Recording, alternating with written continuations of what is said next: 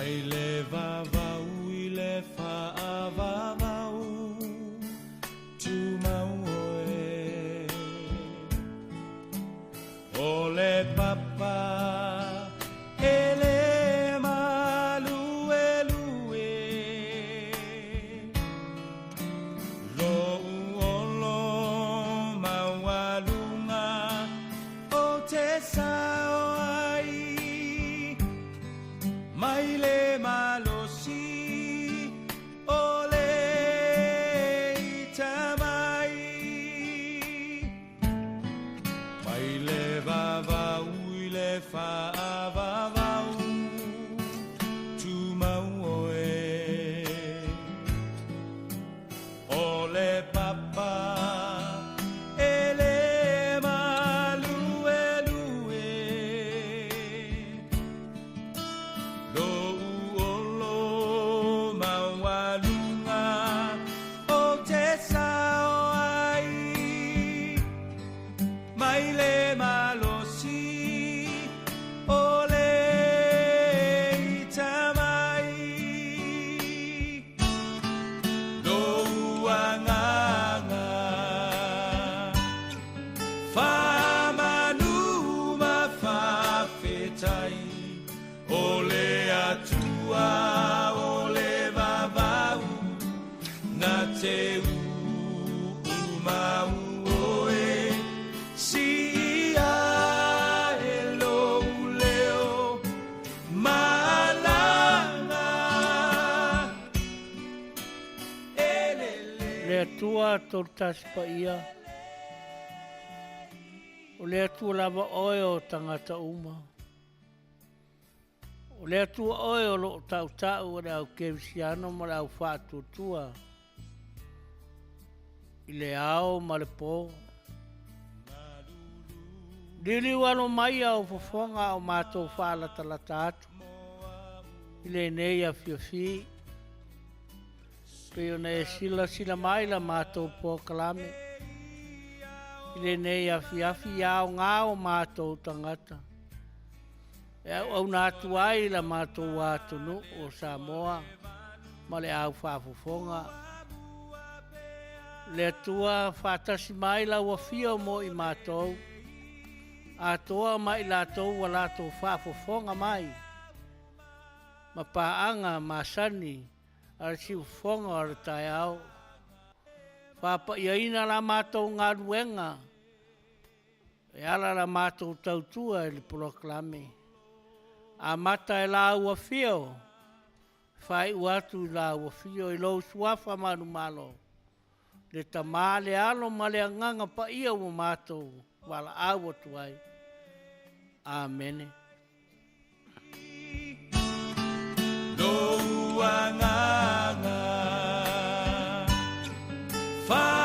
Whamanuma whawhetai O le atua O le vavau Na te umau oe Si ia e lou leo Malanga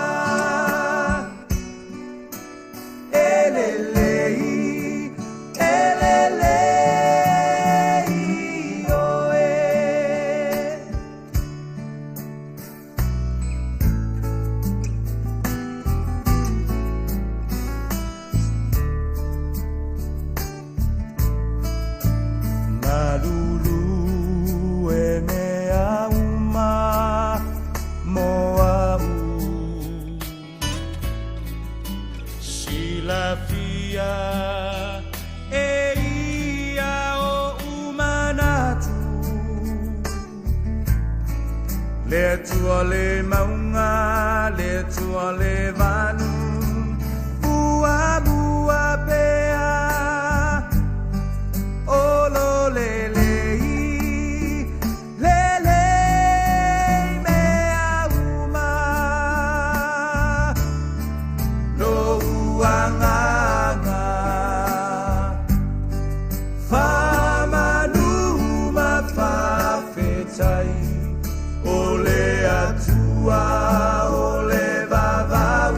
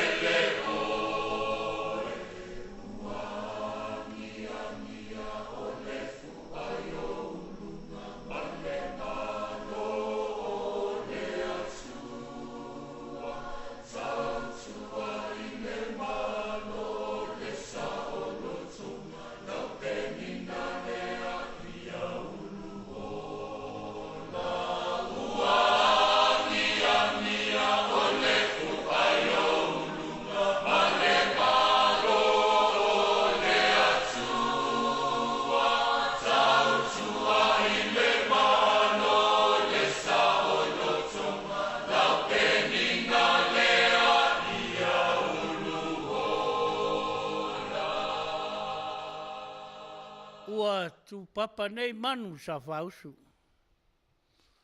Ai ua atu le atu al tautai. Au ale ua ifo I aleanga. I le fia ma le oli. I le aleanga tautai. A vivi ia e o mātou loto. I le alofa ma le anga lelei o le tua le nei a uli po ne nei a Afiafi. A wā o lo maualunga pea le alofa tu noa lo tātou atua. Ua tātou toe whei loa iai. I le nei Tiliai'a le proklama le Manu'atele.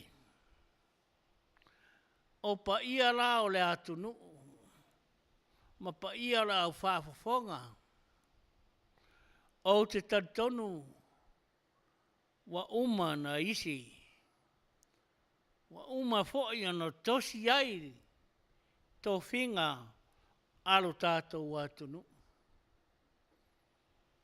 Le nā iai le Fetalaiga ia pule e lātou tausia pa ia I le pule ono ma le tū MALO I savai. Tulau.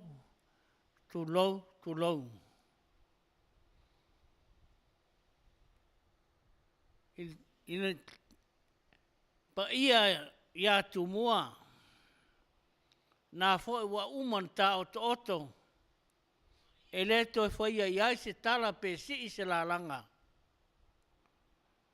e fa lele la to Fetalaiga I tama matua tu mua tulau lama ta ina ne foi le tapua inga I le whaleanga fulu. Wa uma foi o na wairua ina o pa ia mau whai ngā. Ne whaleanga fulu. E tausi e la tau tama matua. E whapena foi. Whale ula tau aitu ma le whale ula tau tangata. O tau tonu wa wawarua. Fetalaiga ia te o tōu to. Ta otola ia I paanga o sei ai moe maunga o tumunua. A se whamatalanga fo ia tulau. Tulau lava. Au te avatu le 5 whaatalofa. O le proklama Manu'atele. Ia te o tō uma paanga. Mana au whaafofonga. I le nei Afiafi. Ai le liu ai pa ia te o tō le au whangaruanga tofia le tua. Moe ia le maunga o Kavalani. Wa o le fingalo nao le tua. I o tō no manu. A wa Samoa maona tangata. Le atua mo Samoa. Samoa mo le atua. O sa mato whamtaranga nā po se upu mato te whewhero I atuai le Manu'atele. Ia te o tau o paanga ma le au whaafonga I le nei Afiafi. I le nei Afiafi. Faife'au.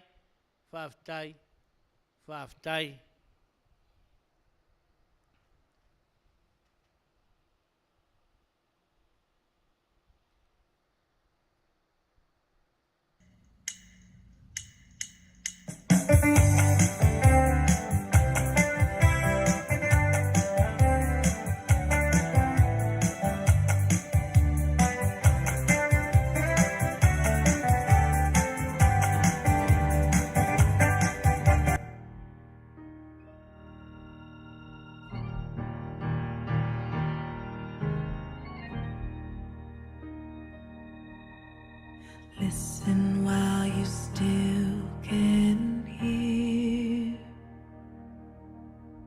Listen while you still can hear the Master Master's calling. The Master's calling.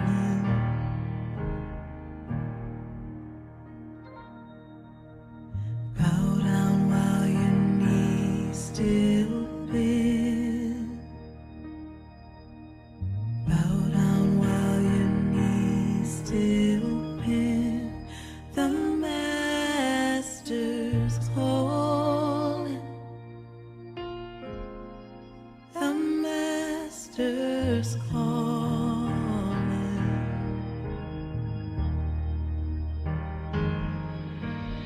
I don't wanna walk away from Him.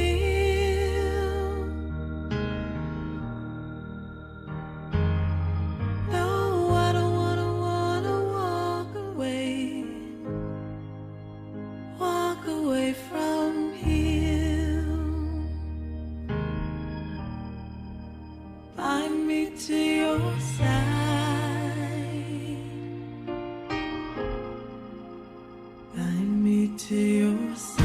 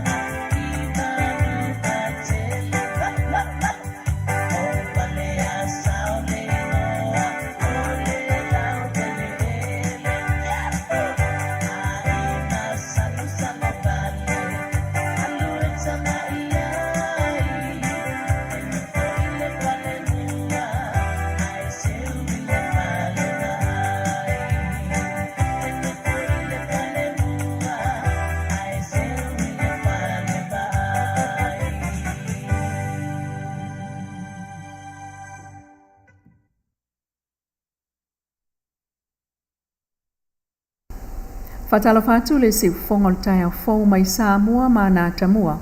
Ulangolangoina MALO simo lau whaafonga e le Paradise Supermarket and Senior Citizens Care a le Crystal's Room and Board Company i Anaheim, California.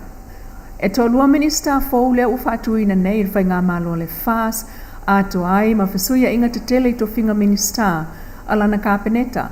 E peona whaalawi loe le fiongal pale mia fia me Naomi Mataafa i le whilo inga mantustala i le fia nafi. O lea ua luasfulu lima nei masina talu ona pale mai le tatou whainga MALO. Ia pe o taulalata fo'i i le o ngā totonu o le paiainga o lo whapea o na whanga solo. Ia wao fo'i o na mataitu i le anga i luma. Ia o ani suinga tāla whengai. Ai maise le taitainga ale laulau o le kapeneta. I nisi o ngā luenga e te tau na ave iai a le whamuamua. Ia manisi o ngā luenga fou o lo fia tuli loa a lo whanga solo i a le paiainga. O le winga la o le whamatalanga. Ia o yeini suinga o matawhaioi te tono o le kapeneta. I le whainumera o i mātou o lo iai nei sifutonu. Ua iai a le whaupoponga o minista e tolua e sosoani mai malango i le ngā luenga le kapeneta.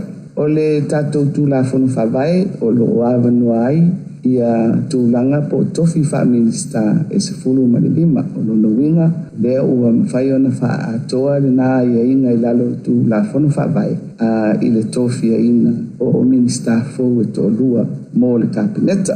O le whetuna inga o matanga luenga ia mamatawhaioi a le kapeneta e mua no oto i nātu e whapea. O au nei, o le a se mai ai ia le ati nae o tangata tawhau mai fafu. O le Afioga ia toi susulu o lo o whatu mauina pea i le matanga luenga o puna o a whare nātura ma le sio manga.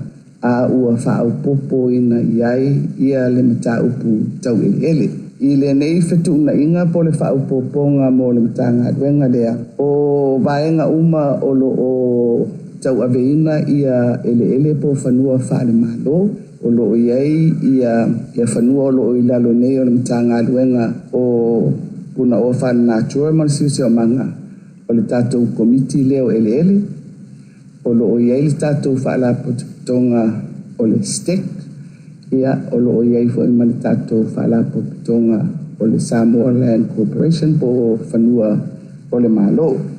O ia vaenga uma o le ai lalo uma o le matanga luenga lea i le vaenga a le fionga ia te sursum. O na tātou se mai ei lea i le fionga ia le atinuu Wayne so ialu. O ia sata ua veina ia matanga luenga e lua o le matanga luenga o whaalapo pitonga le MALO. Ia whapea fo ima le tātou whaalapo pitonga pisinisi ala manuia ma le leipa. O le fisuia inga, o le ase mai le fionga ia le atinuu e tau avetasi ia le matanga luenga o whaalapo pitonga ale MALO. O lona winga ua awanoai ia le tātou matanga luenga o pisinisi maala manuia ma leipa ma o le ase atu ia i le fionga ia leo talaki la mositele. O na awanoai lea o le matanga luenga o tinama Tamaita'i a tina e o nuu maanga fisotai ia maolea ua fituna ia tu ia i le fionga ia muripola ana rosa. O whaupoponga o minista fou o le minista o tupe ua whapea na whiriwhiri ai le fionga ia Leatuivaoalii wele se foa va ai. Patasi ai ma le whaupopo ina atu iai o ngā luenga whaavai taimi. O le minista fou lona lua, o le fionga ia lau matia manu ringo persau. Mai o le a whaatulanga mai ai se matanga luenga fou o taalonga, maranga oa, mo le soifua fia o tangata, o sports and recreation. Ia o le whaatulangana na ua iei nei, ia le tātou kapeneta, i le whaiuina o le fono o le kapeneta i le nei aso, ia ma wao na whasilisila. Ua se fulu lima i nei no fōr kapeneta, e au fiai malamtanga luenga fōu mō tā longa malanga oa mo se soifua fia o tangata. Inisi o tala ele o pasese umar company va lele Samoa le Samoa Airways se mawhai on toi whafoi o lato pasese pe refund. Ila na whaasi silanga lo whapea mai e o atu tangata na tongi o lato pasese ai le i whaonga ina talu polo kol COVID-19 e toi whaola mai a lato tupe na tutongi peitai. Na tato wo atu iai le Afiafi peitai na o tato wasia si atu iai le ofisa na nafi i matawhele ai whapea mai le pulenga e na o tangata sa tutongi pasese o i New Zealand ma Australia e mawhaiona toe maua. Ai o pasese sa tutongi mo Amerika Samoa le nā taimi e le mawhaiona toe whafo ia.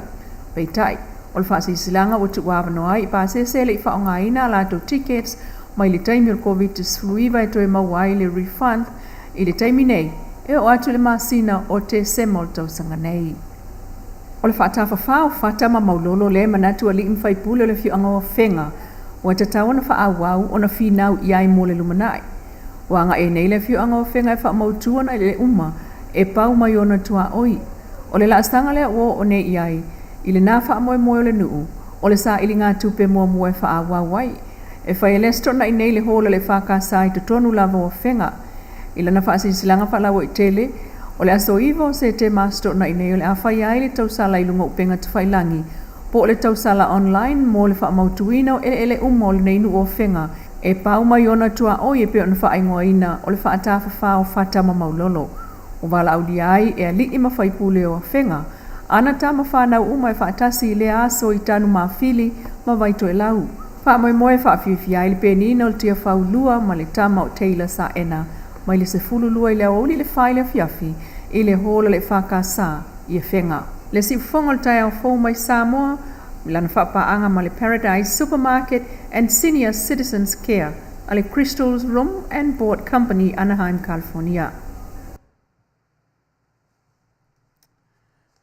Ia, Samoa nau o tō whafonga i a tātou talafou mai Samoa, e pei o nau au ina ma tū whātasia e le tātou sui mai Samoa i Amerika Samoa, i le taiminei, ia, le fionga ia le lua a mesene tanielu. Mo le tufuilanga whaftai, ia o le fuila ua sau e tutonu, ia ma le langolango malosi, a le Paradise Supermarket, ia ma le Crystal's Room and Board, e o lo o langolango malosi, i le vaenga leo le tautua alo si ufonga le tai au fau, i pei ona tu ina sao tu lava i o maota malawa, i lau lava ngangana, ina ia mawhai o na manino, ia ma malama ato iai i o tātou tangata. Nisi o tātou whasalunga tāua mo lau silafia, Paradise Supermarket and Store o le whale oloa Samoa. E mau aiso se oloa, e mau aiso se mea tau lima, mea aitu apa pi supo e leni, wahu so se tu inga yo mea aitu apa. Ele o mau se mea tau mawhawela mo le teminei, o le tua me tau lima e te mawai le ula pua, o le ula fala, o le ula sisi, so se tu inga ula i so se lanu, le tua Tamaita'i te maua le puretasi, so se sais, so se lanu foi. Papena foi le tua li, maua i whaitanga, maua alo a moali i, maua foi la martuspa ia ma le pese Samoa. Su iei whaatau sau tuspa ia, whaatau ai sau pese, teu wai lau whale a ua le whaitaua. Ia ona tātou o mai rola ia lea i le tautua i le vaenga a le Crystal's Room and Board. Aune ngalo ia te oe o le tautua le whare o loa e te tala mai le asonga fua e ta punia i le ono a ori taina le ono le aso Faife'au e le te tala ina le aso nai ma le aso sa molo silafia. O le isi vaenga o le tautua o fale te tele ia. Io e le e ono fale o lo tausia i le Tamaita'i Senior Citizens i so se lanu ma so se ngangana. A wani ngalo ia te oe o le ngaluenga a paapa ma le tautua a paapa i o ofo i o tātou tangata me le whao ngā le tautua ma au ononga Samoa ia pea o fale tonu se me lala manofo ai i oe i le atunu nei. Malauane i le Tamaita'i pule Leatuivaoalii Crystal Asoau i le telefoni fitu tasifa 553 550 Toe whafonga mai o le fitu tasifa 553 550 Valaau i ai fesili mo le Tamaita'i pule le fionga e Leatuivaoalii Crystal Asoau. O le tuatusi o le whale o loa pe a fiasiasi iai o le tolu tasi West Lincoln Avenue, Anaheim, California, Ivalua, valu o tasi. Ia, o nisi o tatou whasalaunga taua i lau whaafonga Samoa o mo wharita vale po car dealers. Ia, o tasi leo wharita vale lea e whea ngai ma meo used cars e latu tele o whangaina brand new vehicles na o leitu o ta vale ua whangaina o le performance auto sales. Io e o ngā tere i tatou le whaalele credits. Io e po tatou fo i matuale anga whaia credits wala uane i le telefoni 512 125 126 fesili mo le lipule ia aiki manda ia po le telefoni fe aveai o le iwa o iwa ono torulua ono lima ono tasi a e fia nga ifo iai o le tuatusi tasi lima fa o East Whittier Boulevard, City of Whittier, California 90601. O le isi wharta vale o te ua le Aaron Tots. Ia, e te sira fia tau lole Tots e ke mawaitu i ngātu le Chrysler, Tots, Jeep, o le Ram, trucks. Ia ma meo o afo SUVs. E mawhaina e aru turn in lau ta vale, po le ato inga ta vale turn in pe mana whaatau se ta vale fau. E te wala au ane mwhafsu o ta irane le alo ro tātou atunu u o le nā ua avea ma sales consultant. Io e i lea wharta vale o le sunga ia Brian wa ale leili mā. Tala noa wala au iai, tala noa iai, ia e whesoaswani tele ia te oe i le whaatinoina o nisi o vaenga ia mō lo silafia, wala au ane le telefoni lua tasi tolu.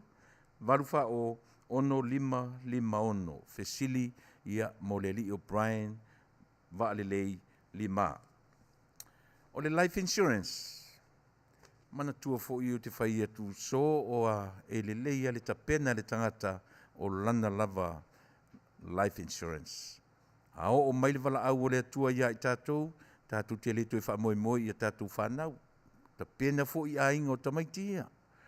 Tātou te le tue wha moi i tātou ainga, extended family. Ia o mai au tātou ainga i tātou toe taimi. Ua tapena e tangata o na toe aso. E alala i tapena lau life insurance. Awane i maua i mei o tu e tangata mga ala ia ma me o cardboards and ask for help.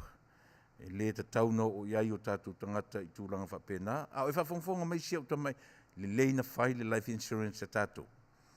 O le company o taua o le whawhasa FFS, First Financial Security. O le company le e iai tutono o lana main product o taua o le IUL, Index Universal Life. E iai tutono le vanga o taua o le living benefits, ia ma le cash value. O vanga ia e ala o na tau whapea, e mwhai o na tātou no noina, ma tātou whangaina, tātou tupe o a tātou lava tupe. E leo iai se wha moe tātou te toi tutongia. Io e nana tau a tātou te loan mai ai, iai there's a possibility tātou te le tutongia ai. Melea, ia, o ofo i na maua tātou i ngase, mai tu maua tino, le pasia fo i le plat test i le company, ingut whangu ACF so son tele. Io e. Whapeala e mawhai o na toe fo i mai o e maua toe pasia le blood test. If not, e qualify malawa tātou i le vaenga po le category o taua o le final expense. Vaenga ia e mawhai o no tātou iloa ia e wheso swani tele mo i tātou. Mala wane i le telefoni le Fetalaiga ia mataa whara tami whatilua i le iwa fitu tasi tolu o tolu wha fitu tolu lua.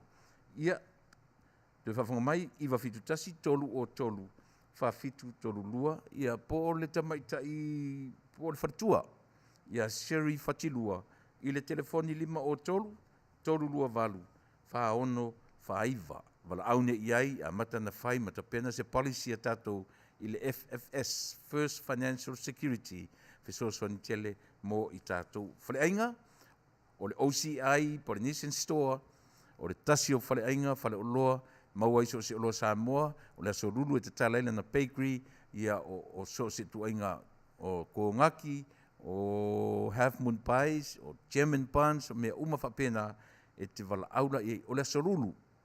Not Monday, not Tuesday, but Wednesday to Saturday. O le aso tō naila, pauna o le aso e maua ai le mea tau samivela.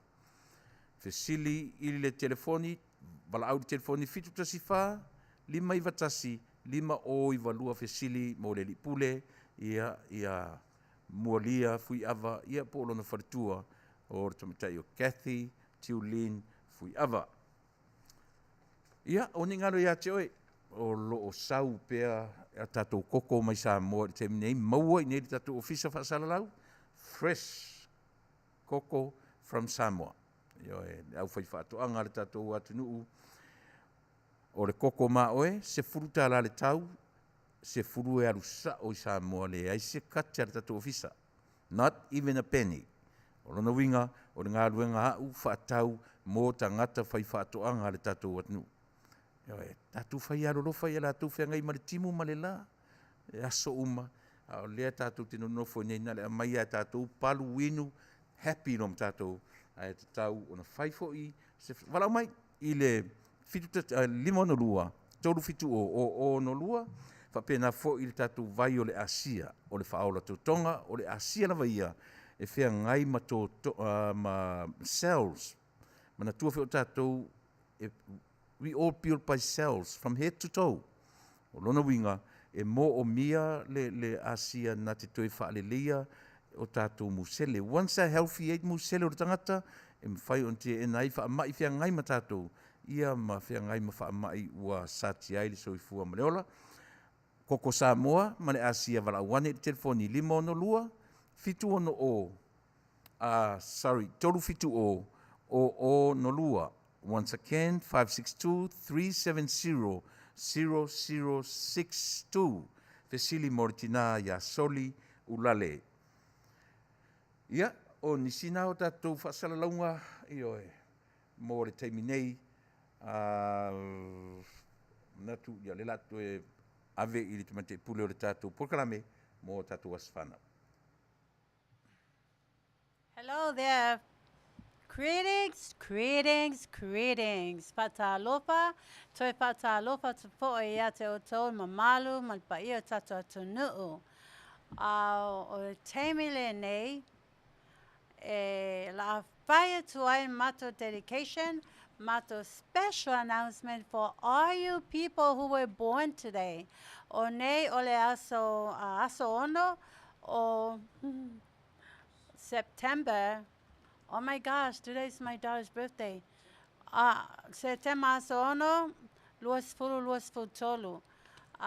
Therefore, o tō uma tina, matama, matutua, young and old, children, youth, wherever, po whea lava me o e alala mai ai, po Wailele, po Namua, po Oklahoma.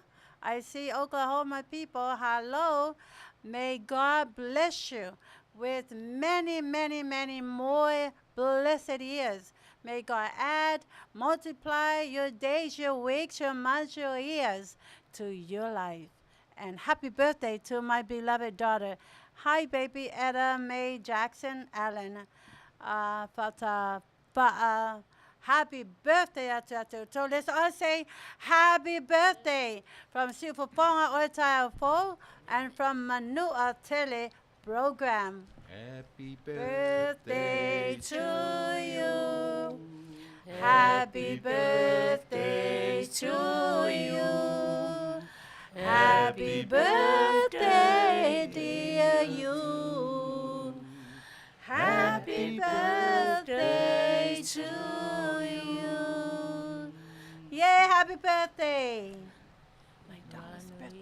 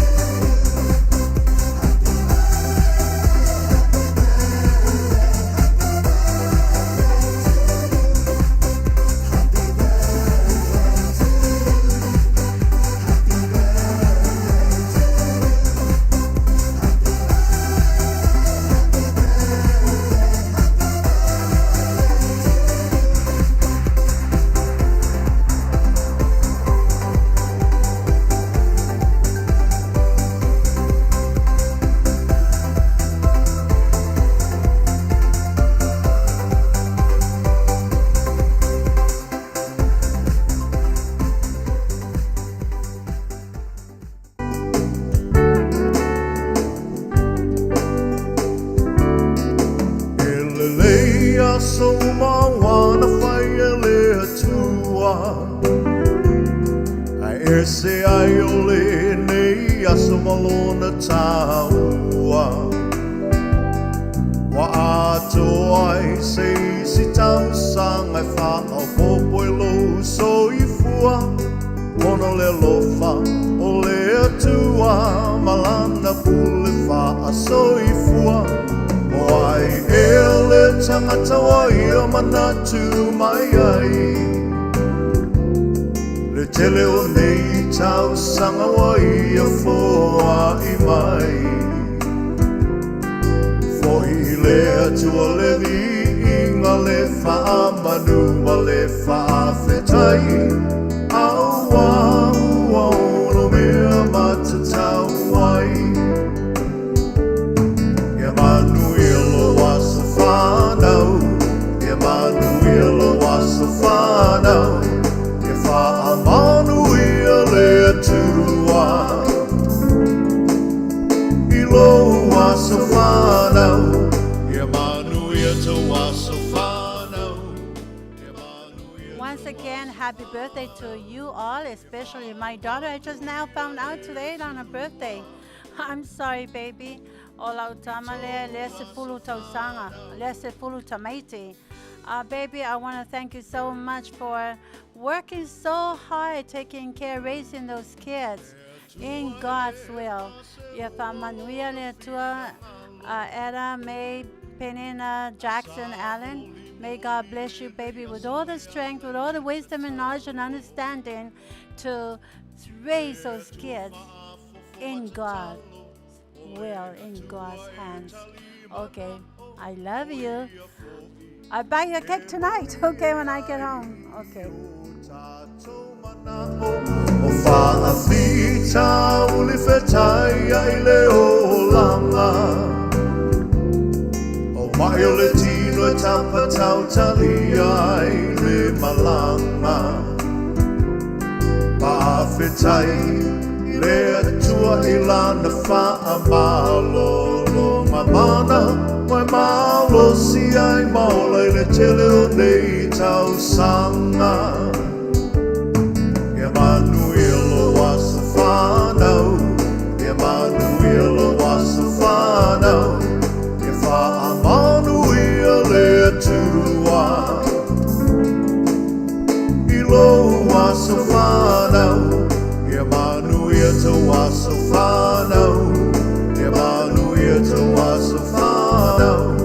Ia Manu'atele atua. Ito wasa whanau.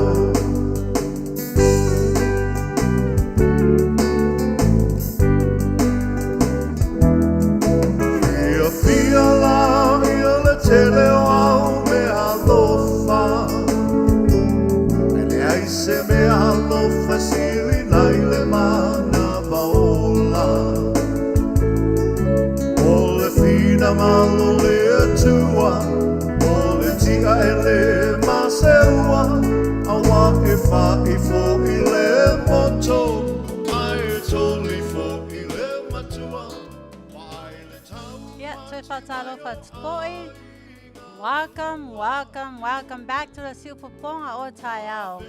Taiao for Radio of Samoa here in Long Beach, California. Now, ole termine I leave Tawau in a Paalu Petato program. E mua lava on a Payatu si announcement there. Ote pia Faife'au tele to lava malao anganga. Maloloto from the bottom of my heart, with all my soul, with all my mind. Ote pia Faife'au tele to tele lava. Ya oto my lava audience. All the way from one corner of the earth to the other corner of the earth.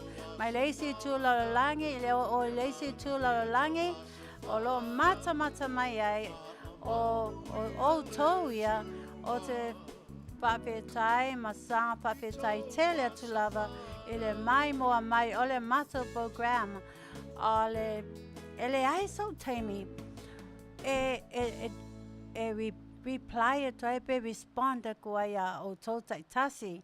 Our e uma o alu le moenga, ia moe ka angulu, ia ala I whalawa le whale Faife'au, ia wa mausi na teimi, ia wa ukaonga ia wha solo. But last week we had 1,500 comments. And I wish I had enough time to respond to each individual person. Thank you so much, friends, loved ones, and families for all your beautiful, nice, positive comments.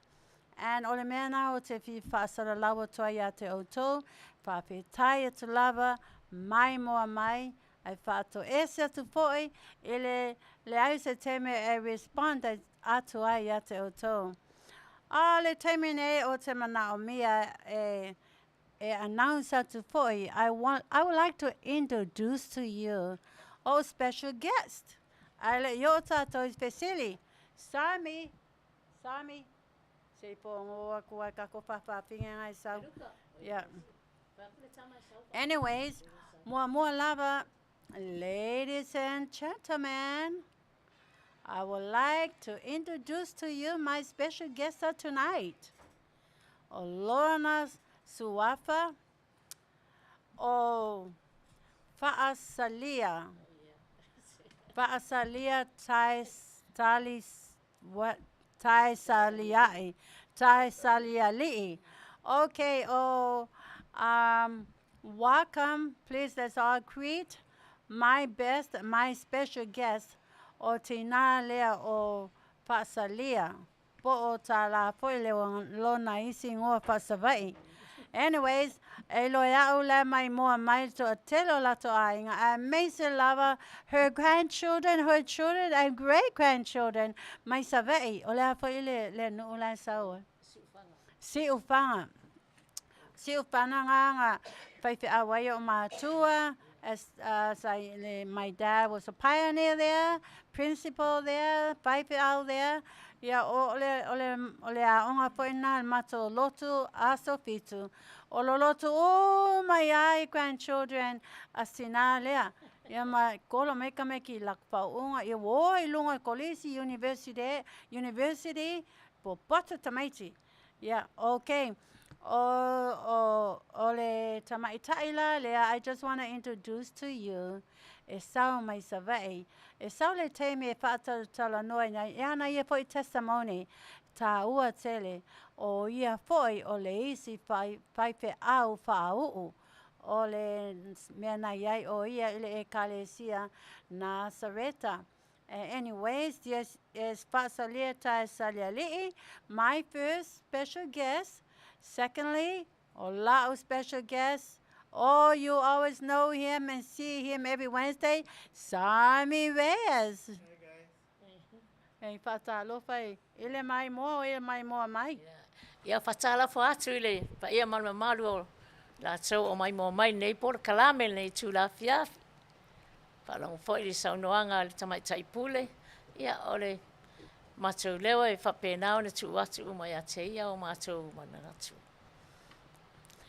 Okay, ole aoa tu nei tātou Fesili. Ole Fesili lea, ai se whamon molea pule se tā me lava se tātou pese, e dedicate tu ai I sa moa a toa sau mai vailele alu I panga I whepole tonu. Si upanga na mua savai, upolu, manua, na mua, all over Samoa Tutuila, Polima. This is your special song. We dedicate this to you because we love you. Thank you. Amen.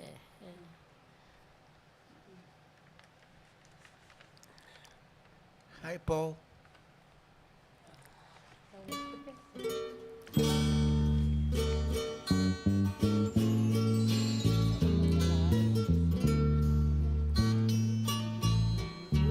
Lo sei Oriana, sei essa sama mai, eterno for mai maunga, mai fa Manu'atele, tau fa te matama, e tawai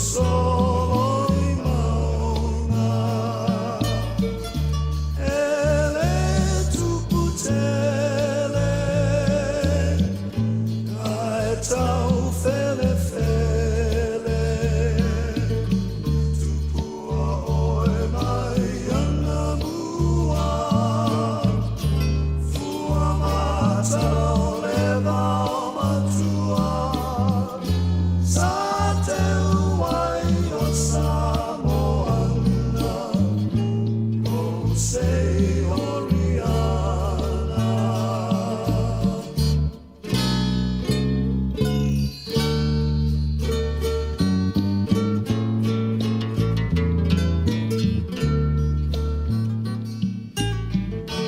Lo say Oriana. Ole fua matala. Tala noai tama. Afiafi o evana.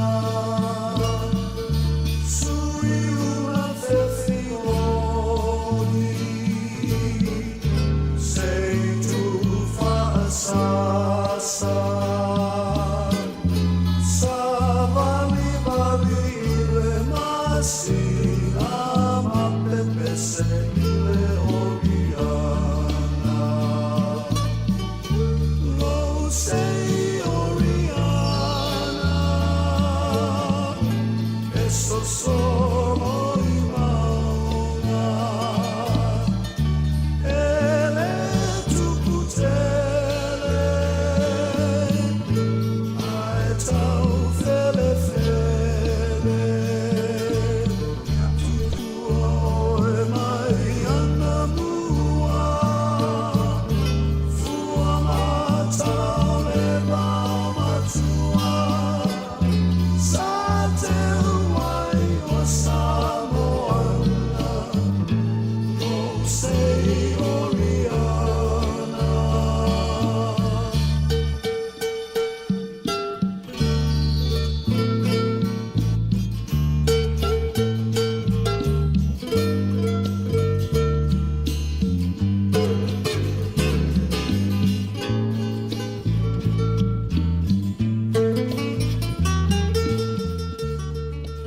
Hello again. Welcome back to Super Ole Tiliai'a Full Samoa Radio here in Long Beach, California, USA. I'm looking at the board and I see someone's requesting my email. Yeah, o la'o email o Crystal Asoau. O la'o ingoa ma la'o last name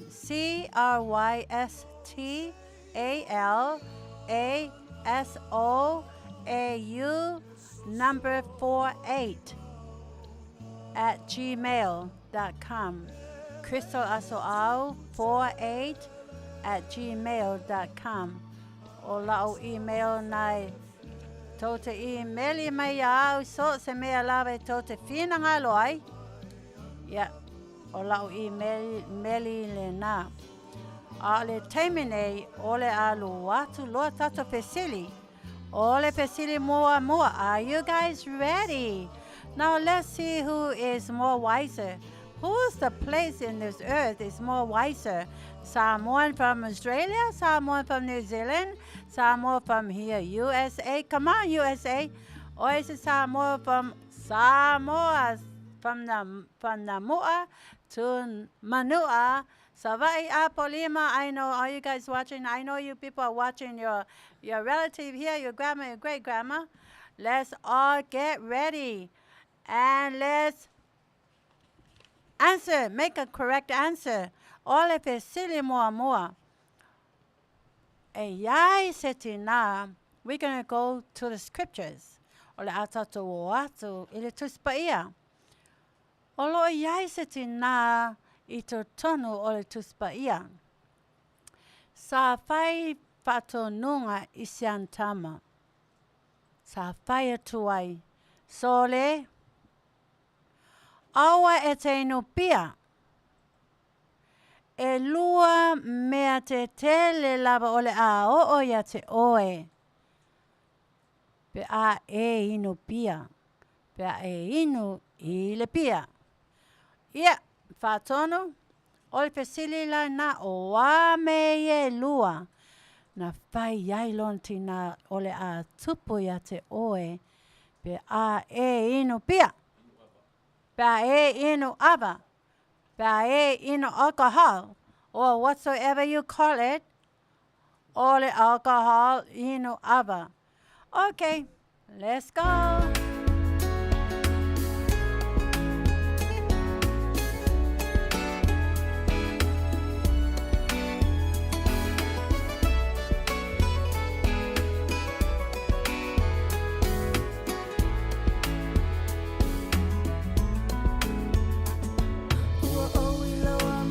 tino o tuma sila lope mo se avanoa. Se ia feani se no foanga tasa asa a Fetalia la tatoma anga. Taui ani isene atu ufua manela fula fua. Ona o fai atu ai leo ulangona fai ngata o alofana. Yo fofonga lo te ena o langona I le po sola. E ui ina motu fa a pei o se pole monieta o le polonga. E fa atai ia so uma ia puna ma fofonga ia mo se tali tutusa. Atali se ilafo atau le afiafi ae ta fa'afe sangai. Aunu lona namuilo ufatu eliu le pope o fetu kupula. Ona o fai atu ai leo ulang ona fai ngata o alofana.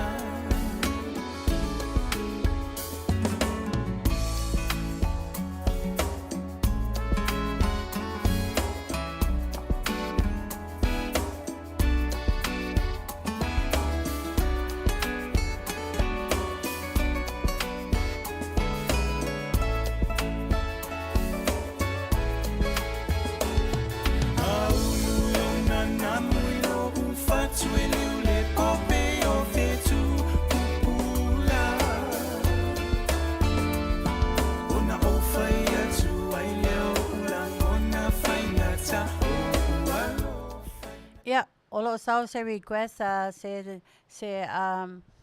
tangata o lo papea mai toi fai atu le pesili. Ia mate le mana o lava ia misi se tangata I se tali. Wale lopo lo tali lea o la benefit umayata to lo whaalonglongo mai o pesili. Na iai se tina na fai atu santama sole. Awa ne e ino pia.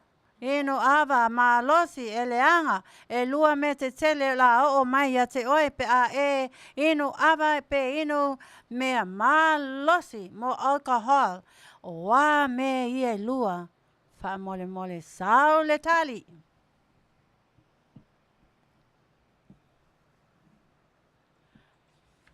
Fofonga ia mo se tali tutusa. Ai fa atali se ilafo atau le afiafi ae ta fa'afe sangai. Aunu lona namuilo ufatu eliu le pope o fetu kupula. Ona o fai atu ai leo ulang ona fai ngata o alofana.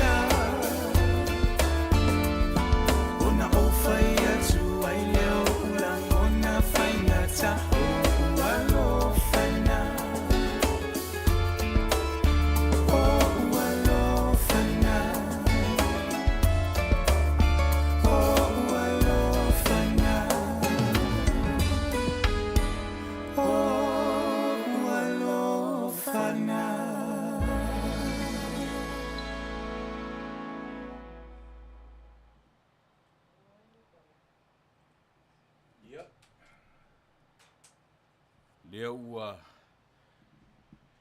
Le ai se tali tasi ar tangata na tau so i lan tali. Tasi le tali e sao.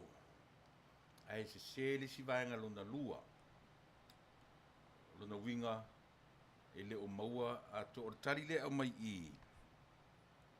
O le vanga mua o le tatu tali le maua mai e se tasi o le tatu o mafuta ne Afiafi. Na e whaapalangi mai a... Nei lunga aku. Wow, fair. Up, yeah. O mau. Yeah, right there. Alpha, right there. Right there. Alpha Smith. Yeah. Mm-hmm. Yeah, karingi oi. Yeah. E tase a tangata le a fatali mai. E mana o mia me lua. E ni na sau me lua. Awa o mea lua e tā ua tele leo langa o oe leo tama loa le ingo pia so. Ma lea ingo wainga so, ma lea ingo ava so. E lua mea e mana o mea. Ona ua umalale musika. Ia ele ai se isi. O lea la watu tali. O wale popole. O lo lua isi fesili o lo o muli mai. Ale al watu le tali. O ka kai umi le kali lea. E se ipai kau I whaale kali umi lea po o lea. O e alanga o le ua umale musika. Nen kai misau kai pisi. Oh, okay. Ia se check out e matou pule, matou whaatonu le tali ko kikia a ko le page. God just moved on Bathsheba to instruct her son not to drink wine or strong drink. Her reasoning is that such an action would lead her son to forget the law. 1. With his thinking and reasoning impaired, he might prevent the rights of those who are afflicted. So 2 things we know here are that drunkenness is out of the question in what is being said, and that Bathsheba is interested in how her son, as king, deals with the afflicted within his kingdom. Okay. And we shall all say, Amen. Thank you. Praise the Lord. Who is that? Lovi? Lenny. Lenny. Ooh, wow, you are so smart. You know, you have given us an arm and a leg. Ole tali sao ale na tato wole to spaia. Ole tali sao lava le na Lenny leito tono le tusio fata oto.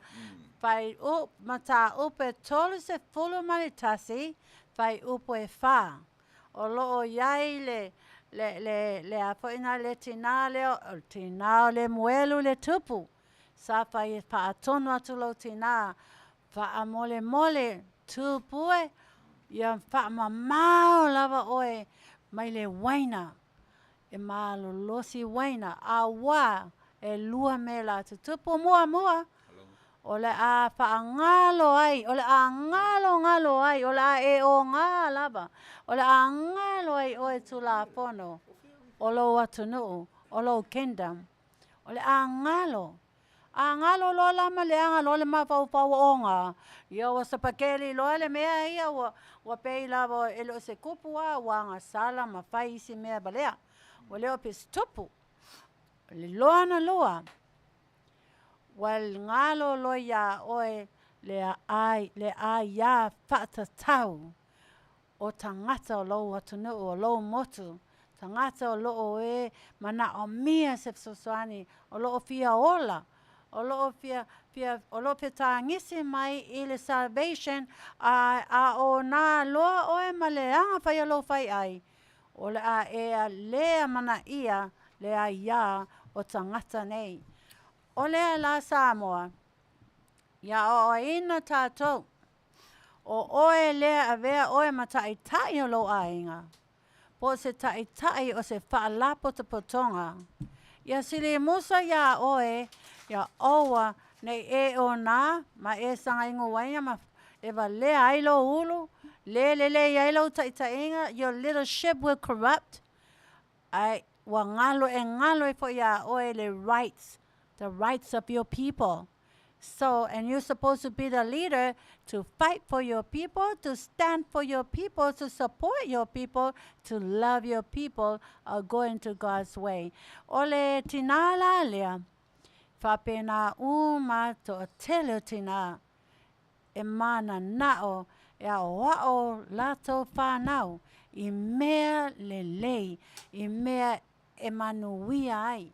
O oela lea taitai a wapea taitai au ke wikete, taitai se MALO, o lea o oele taitai I le MALO o upolo, o oe fo I lea e pule nuu, e have authority. I se whaalapo te potonga, ia sili musa ia oe, ona to be a perfect example to your people. Awa ale ai a o ngā oe maingo ia wainga malolosi ia e whaabalbalea koa mako ia atunu mako MALO mako group mako association.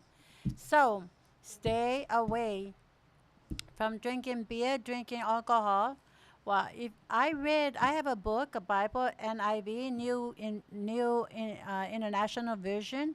Like I usama beer, B-E-E-R, because it's a new version. O wane tato inupia. O toa ia taitai ainga, taitai MALO, taitai pule nuu, taitai Society 2 Lava Association. Ya owa ia vea ia le ia apopo inga neitina e whaata mai ai oto ina ia whaapea ona tau manuia tau taitainga I le tau nuu I so association I le pule o lo pule anga e wha manuia mai po I le atua ia te oe malo taitainga ia ole. Thank you very much again. O ai po le ngosi kama leo Lenny but it's ka mai ai o fe mesa wai America or Upolu or New Zealand, Australia, where you come from. Le tele oi. Manatua foi Crystal. Le tato rule lua by 2 days for kaunga o mai information. Otherwise, you ole mau E o atula le spalele wa in mayo information. Apa pe o atula spalele ele in my low information. Ia ole a avelo male mato. Pule le tupe e sosoane mato le tio. Ole atu loi ia te ia. E me te tonga e mato pili. Ia ale teime nei Lenny. Please in mayo information mato pule. By Friday. After Friday is no longer yours. It's pule, okay? So, but we thank you. We give you a lot of credits. Later, I put oil say elder, te atono. Le niva ia ne fa mole ia le mission chale le tio e a mai information fa mole. Yeah. Ole dedication ne ole aluatu le tato audience. The audience le I Australia. Sao lole tato pesili lona lua. Ready.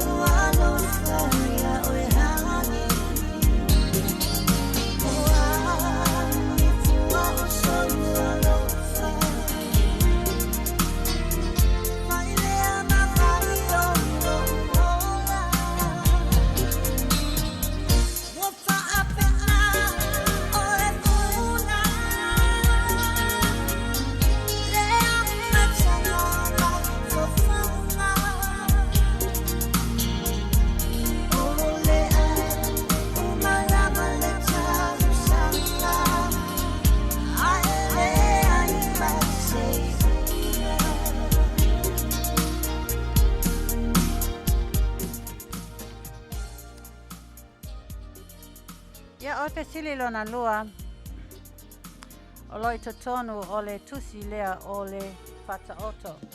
We're going to go to scripture now again.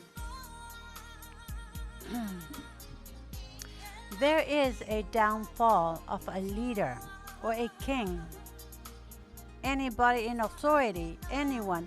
O lo iai le me tauvalea ai le tangata le taitai se no, taitai se kalesia, taitai se tumalo, taitai a king or a leader. So se ise taitai, ise mea lava, pa lapo te potonga, pa mai tusi pata oto.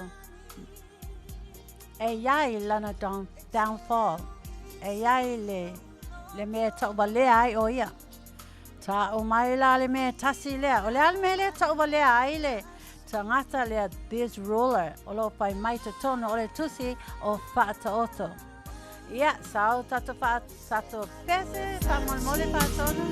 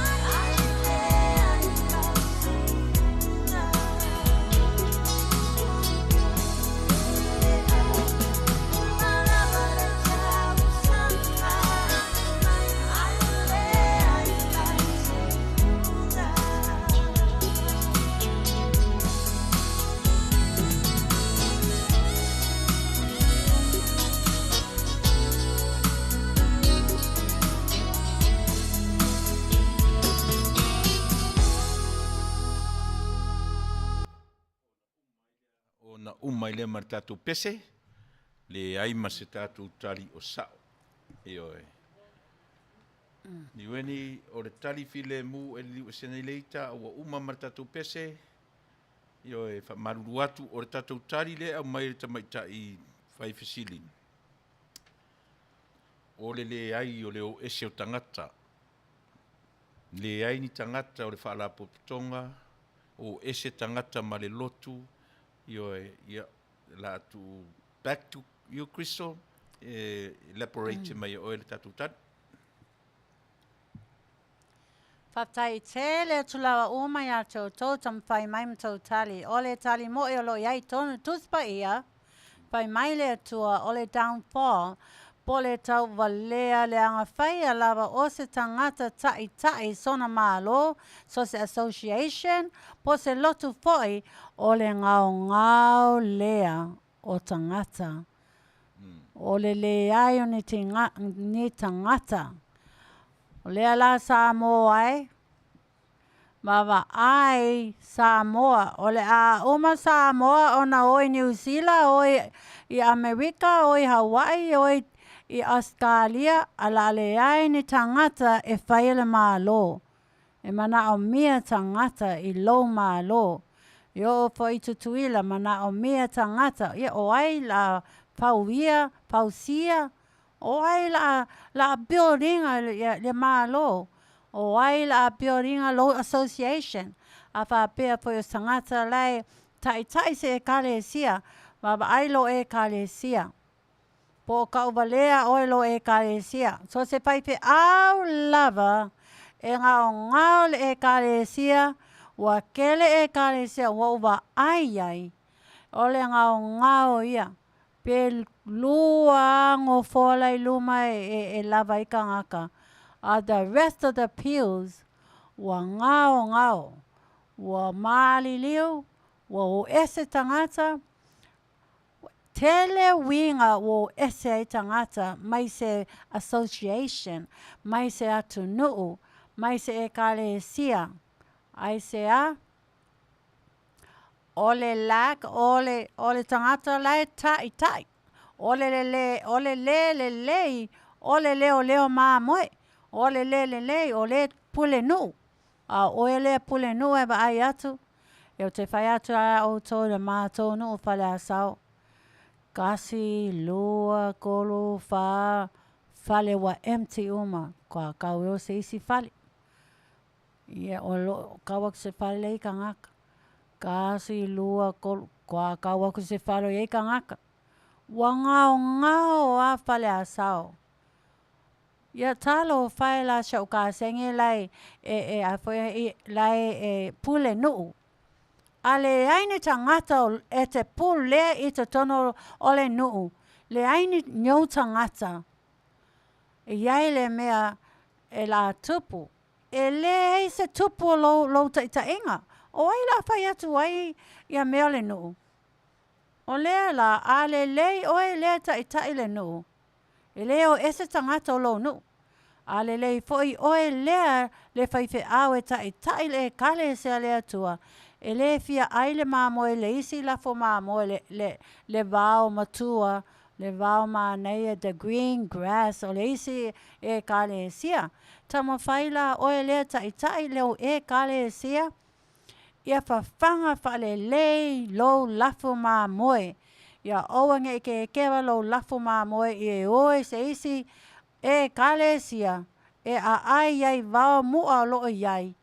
A wa pe lava le vao i kokonga ko e kale sia. So va ai lai to tono lo e kale sia. Po lack of people. Po ngao. Po tumu foi.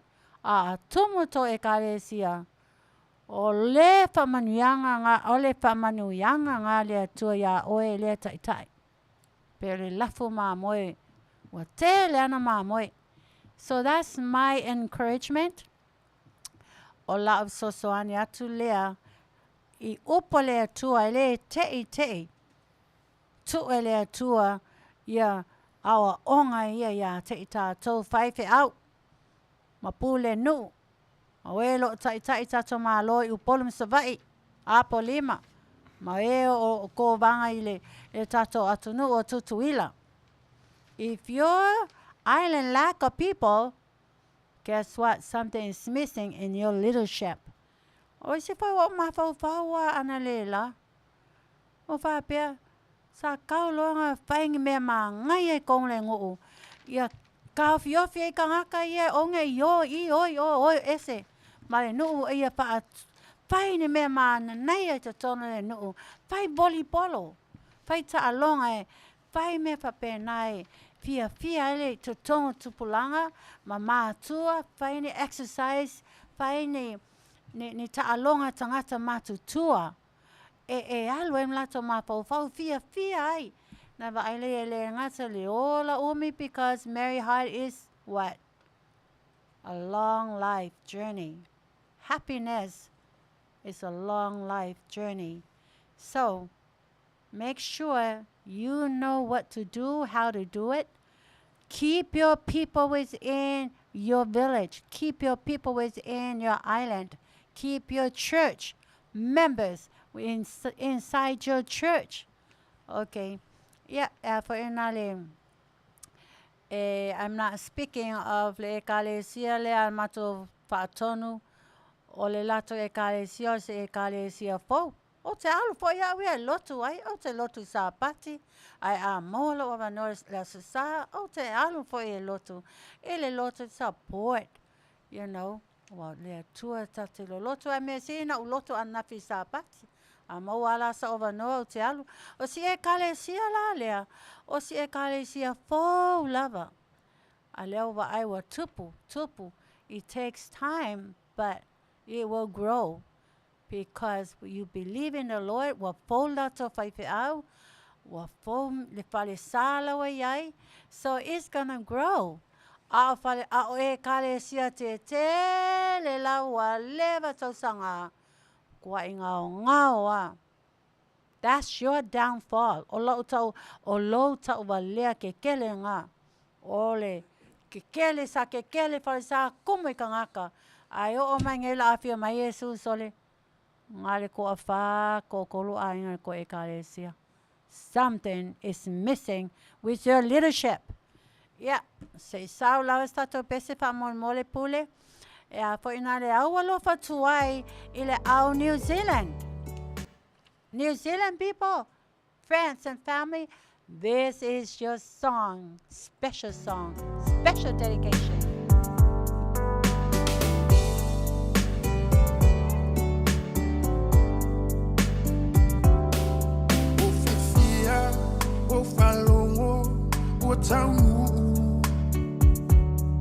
Sa uno fo fatali male ono sai o mao ele umalo saluai ilo fia falo sa upu mai ya we hani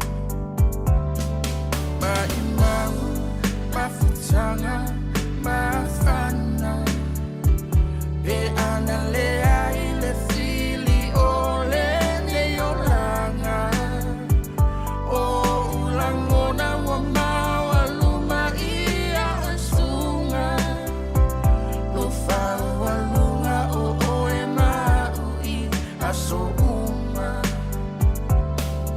o fatu o atae o vai le fia vai le fia bayatu ia o hani se upu malu he faile ama usulu ni moa molulu liu pulu weta musu se masalo wa emusu yata ita wata o upu fabesi you still Taulemu lo ufatu ia ufainga Soy foia e malolo I lo ainga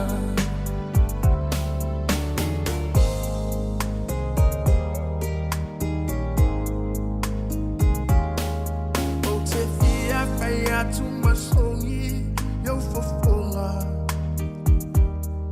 Tinga ona le tau e tu maupele lo fa A oe ua sui I lauva ai Sina upu se tasi o te fie ai Always crying time again You're gonna leave me I can see that far away look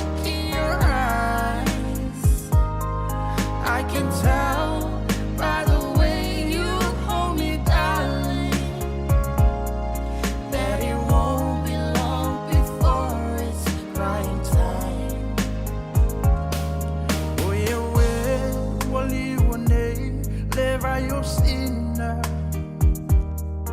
Bele e apule oe ilau feelinga Ai tau ia ina ia manuia lau tau mawhainga Ai le mawhaina ngalo atu nei o folinga Te masalo wa e musu ya taita Wa tau nu o upu whapesi tini usila Tau le mu lo ufatu ia ufainga Toi foi au e malolo I lo ainga Toi foi au e malolo I lo ainga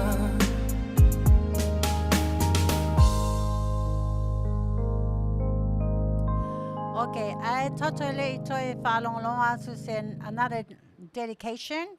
O te vaia to tato board o lo Tiliai'a comments, which is very good.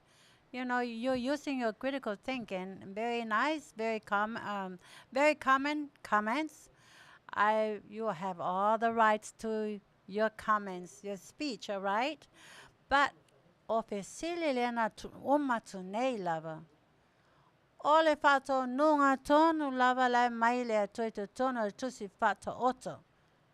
The lack, the downfall of a leader is the lack of people. L-A-C-K, the lack of people. So it's not my words, the words of God, the words of Jesus Christ. So that should motivate any leader to multiply, to work hard, to build up your association, your people, your church, your kingdom, or whatever association you're working with. So it's the word of God, not my word. So whatever your complaints, your comments, you're talking to the Lord up above. But I'm only repeating what God says in the book of Proverbs. I find my ole lack or a downfall of a leader, of a king, is a lack of people. Okay? Whaatona whaamon mole lawa se sau lawa se dedication, mole a tato atu nuu atoa o Samoa. This is for you, Samoa, my people. I love you.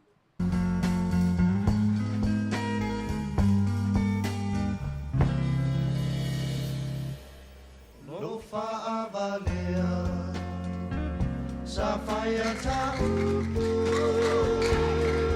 Manu'atele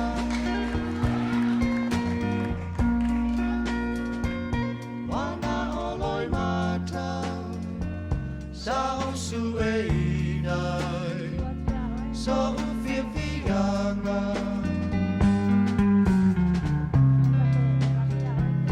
Lo fatuatae wa o misia lo suafa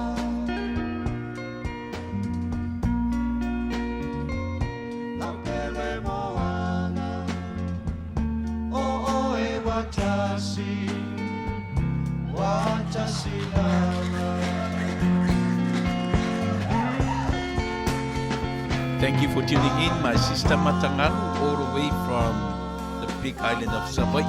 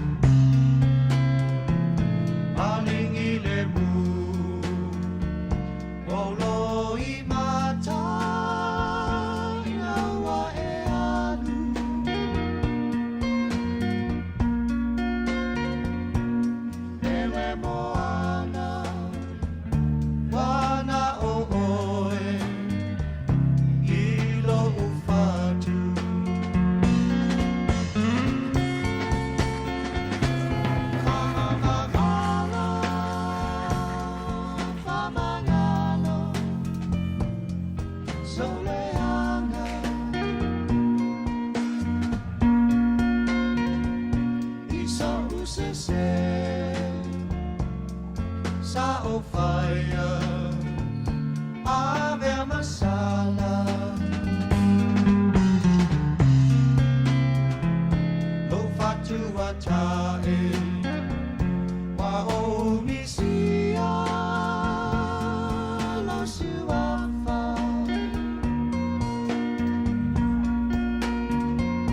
la pele moana o e watasi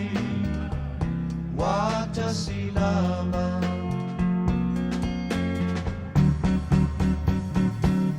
Fa'amanalo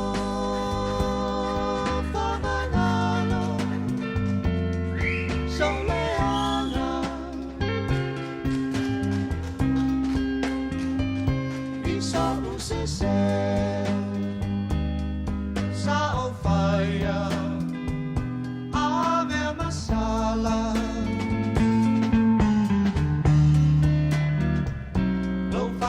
Atae wa o misia lo suafa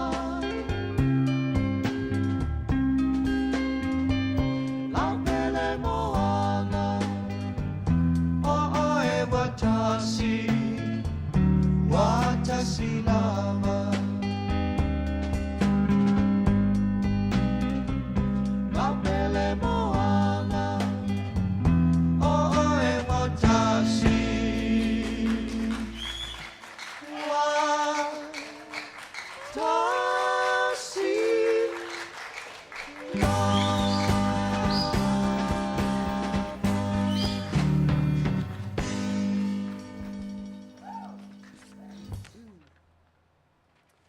Okay. Ole alu watu tato pesili moli moli. To fiala tangata o man malo. Tasi Tato pesili moli moli people. Brothers and sisters, ole pesili. Now I'm speaking in parables like Jesus taught in parables. Now I'm coming to you in parables. Not in scriptures, not in fiction, but in parables. Isaiah, or pesili, Isaiah. Na filifili a ele atua. Ole a foile winga. Ole creating a polifausia lea ele atua. Ya eva. Maivi aso o atamu. Why he chose. What was the reason why he chose the ribs? Not the feet, not the hands, not the head. Why the ribs of Adam on the side? Saltato pese.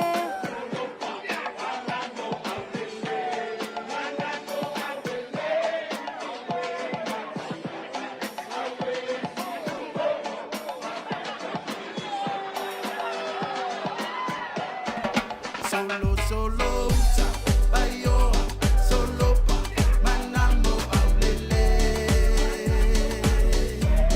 awe latayala awe si umbo fa perma si papa solo bayo solo pa manamo aulele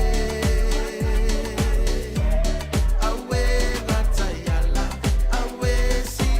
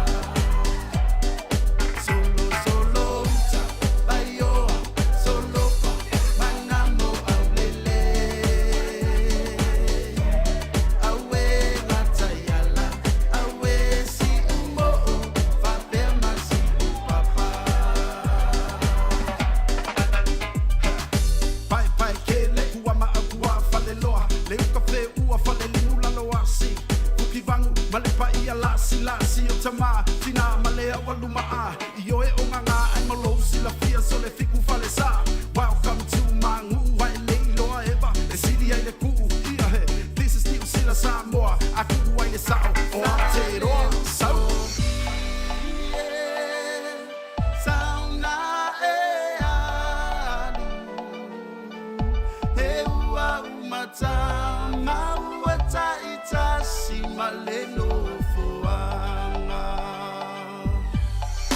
Solo solo ta baioa solo pa manamo aulele. Awe natayala awe si umbo fa pema si papa. Solo solo ta baioa solo pa manamo aulele.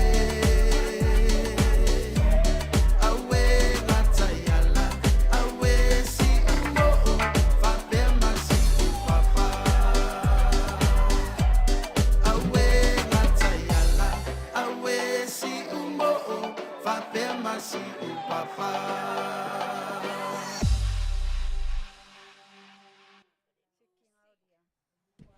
Ya, hola, Ale, Fesili. Uy, se me lo. Ya. Saulo, Ale, Fesili. Pekali, Fesili. Owa maua. Ole. Tasi ale tari le maua. Ele o na Ele meu mua. Ole fe soani. Pai ma soani. Ar tari lona lua la. Le pe ye to tele a mai la talata il fatu. Yo for protection. Ai o tari lena e o mai ia te. To walk with him. To walk beside him. Lona winga ele o le mafana, ele o le protection, ele o le sava body fatasi. Amen. Na ua mo uma mea to tele tali mo bua o le soani.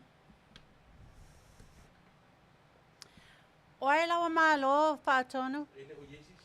Oh, ya, ele o iai se isi, se waka fiwa siva ako, whapea ka ika la a maua, ange ua lusi la usiva sol. Sorry, le langona. Sorry, ele ese si o maua tatu tali. O le pauana to tele mai tatu o soani.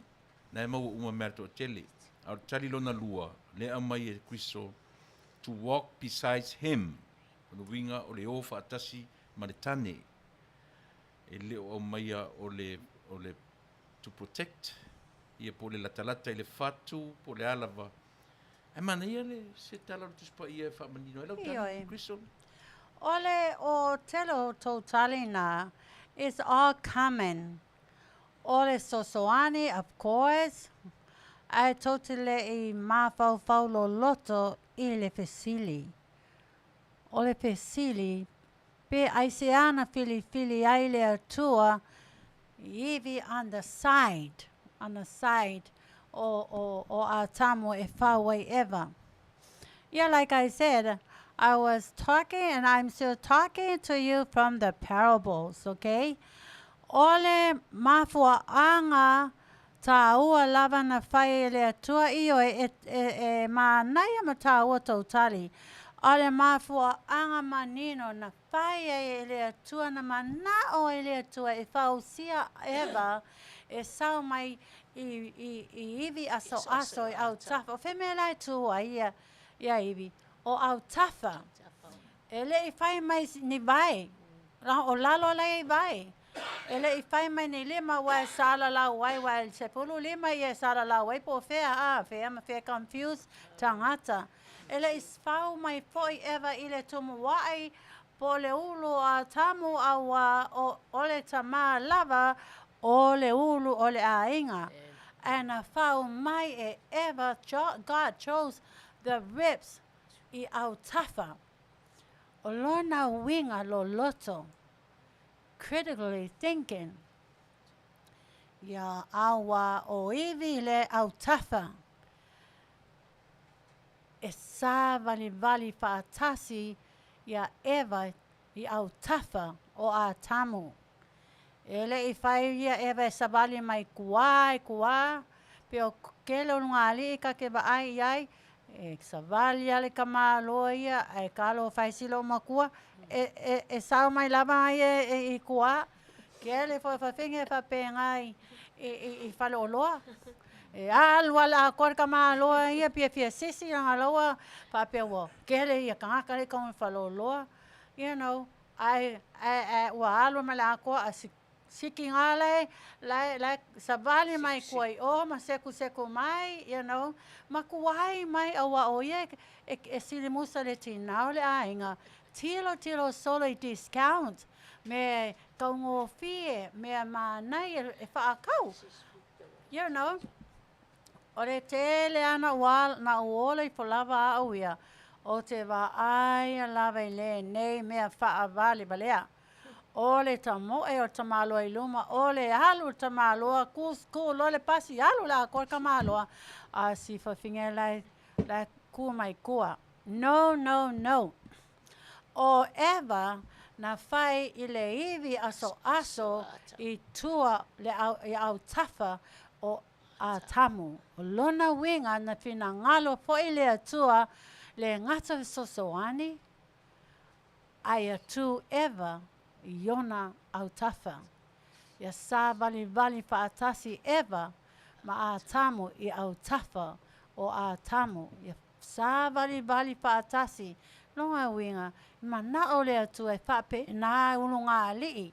Whape na ia a tamu ia ewa. Ia I loa le lei a tamu o ewa na whai mai o na iwi aso. She should be always next to his side. E mawhana whana anga po e nā ore tama e tepa tu le tū lea o lo sa vali I la ua ma siona whare tua. O ke pāku sa au e o e Faife'au e whapenga e alua la ko e Faife'au e luma a le whare kua mai o e loa ma maua tua e tangata e le whiaro whange le runga ali I po lea Faife'au o whaatasi. Sabali vali patasi let your wife be next to you. Fatonu so opinion le mea. Ole o malama fale o malama fale tavita le fi na mai saulan tali. O le tali le fale. E na le tasi ar mele mai ele o sawela I sosoani. Le fa mai fale ia malama reminded that a woman was created to be beside o le soso o whaatasi a tamu ma ewa. Ai lo iai la sosoani e se la le tali? Remove that woman was Le ai la a pole na o lo o te whaasao atu tina lea. Malama o le sao malama. Langa o te lei pai atu o se fesosoani. E tasi lava le winga lea na usuena, na usue ina tuai le tangata.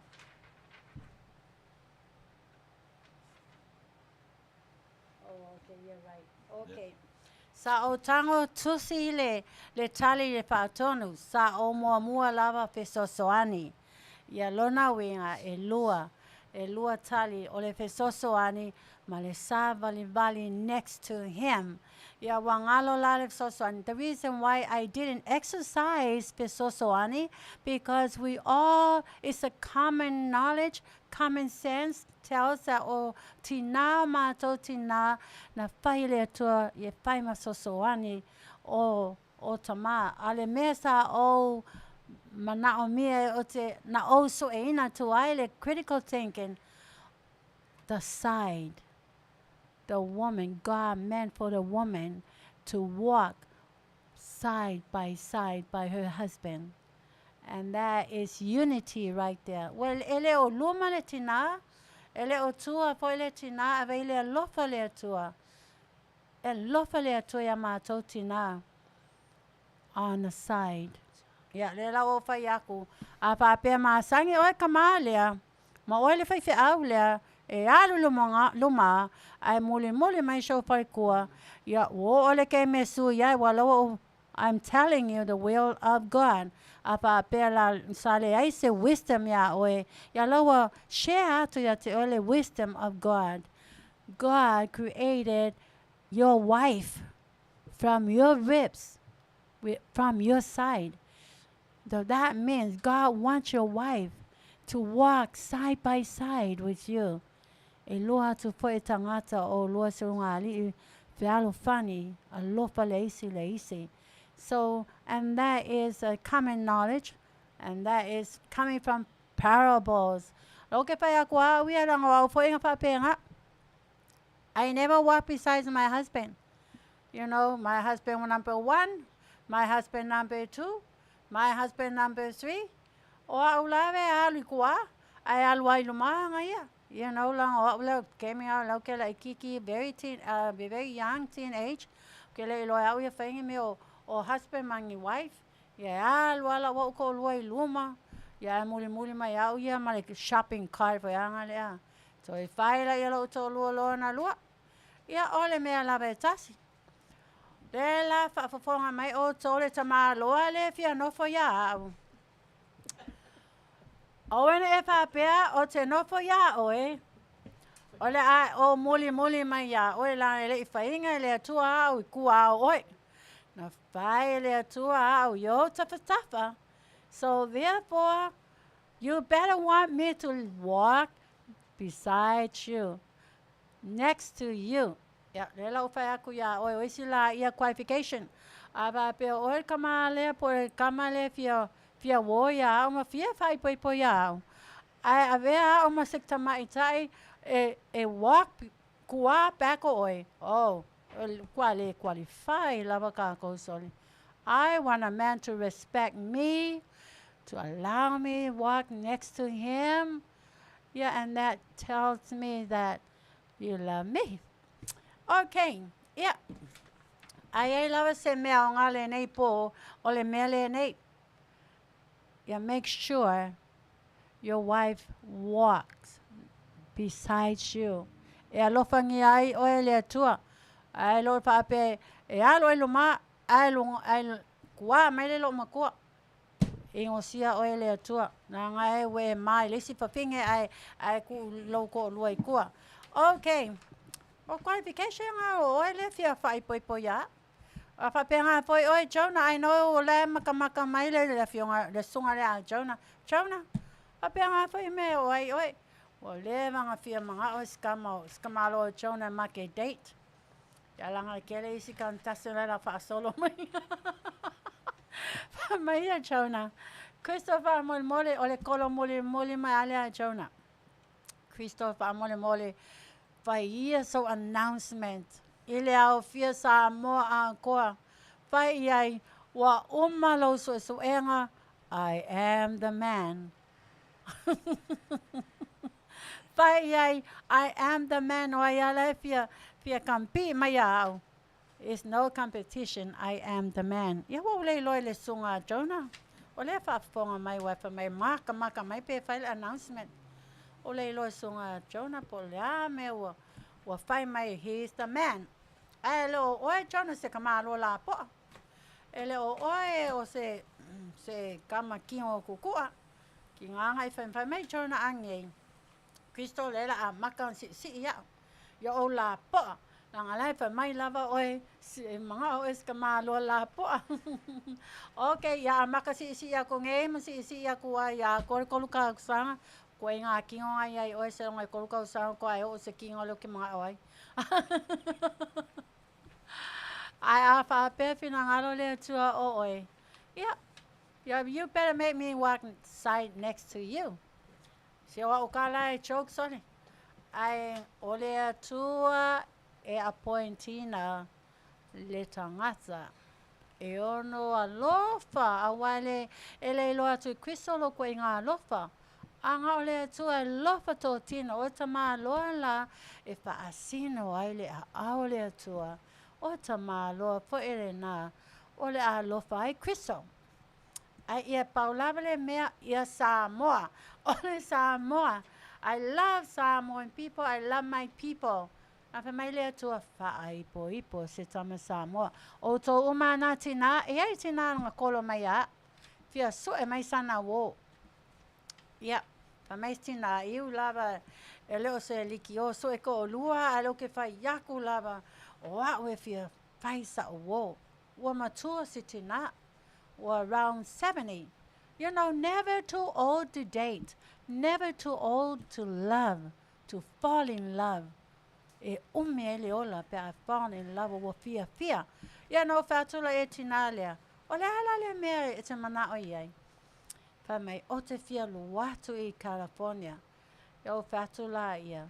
Ia, ola a e sauloa la, o le popole, le tele fale te nofo ai.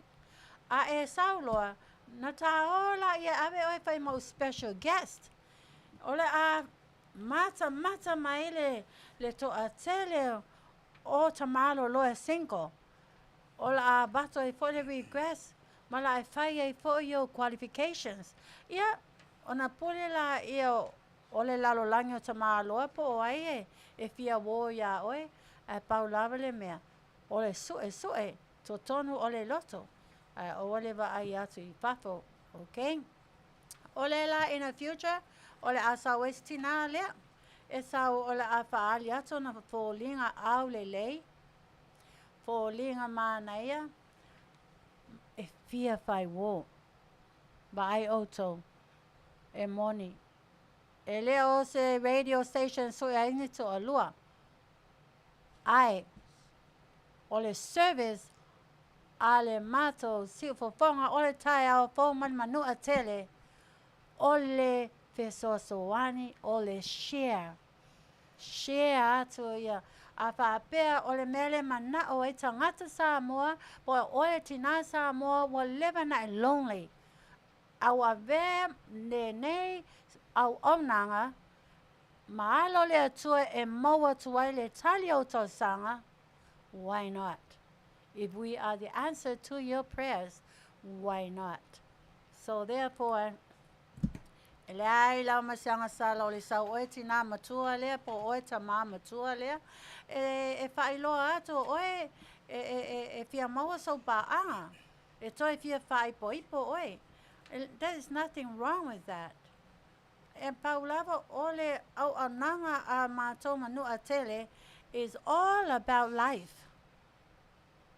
Life issues, life realities. Afa apea averes le Manu'atele program la avea la maua toi se talia le atua ya o e ala le si ufofonga o le Taiai'a fo leti o tali le atua. Come on, whoever needs a partner, eleni awala wa eleni si awala. Eleni ngusi pepe ka awako e o ole Faife'au o ole a e so mai e mawhai ato mana onga ele tato ato nuu o Samoa. Lei se me leanga I don't see that as a sin. I see it as a joyful thing to do, a healthy. You are opening yourself. Ia na mita yale o lua kolong ka leisi. Text leisi. You know, but it's up to the Lord to further on your relationship with each other. Okay? Ia o lo fia so soane atula le naya te oto o lo fia so e mainto wo poni pa anga mai New Zealand, Australia, Hawaii, Upolu, Oklahoma, Alaska, o lo tere Tamaita'i e fia fai wo. There's no other avenue. There is no other source. E mo se pa anga other than God in His mysterious ways, or our onanga ile si ufonga Taiai'a fo. O te o sa ofia sosoane atule na ia o tō. Ale teimi nei, o lala me wo oi tato tali pa atonu? Le ai se isi. O leo o lo tato ile tato special guest.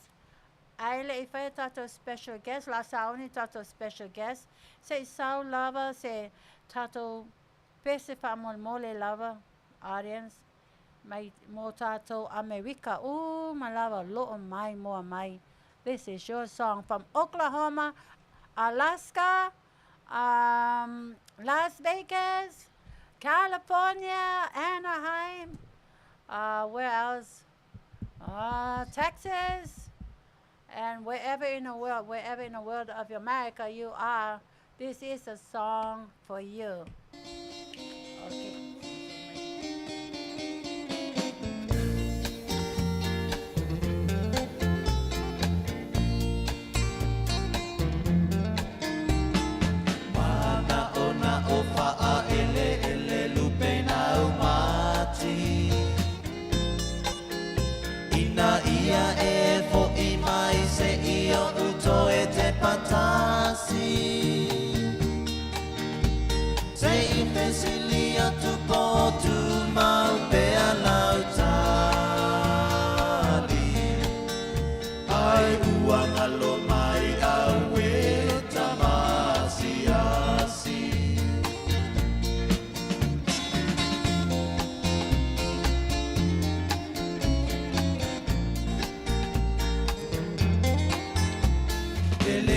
malo lavana ia tatu ungatala ina ua lata lata ona e alu malanga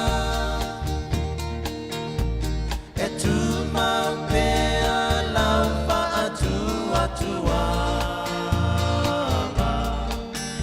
ole ale malo mai ita ilo uanganga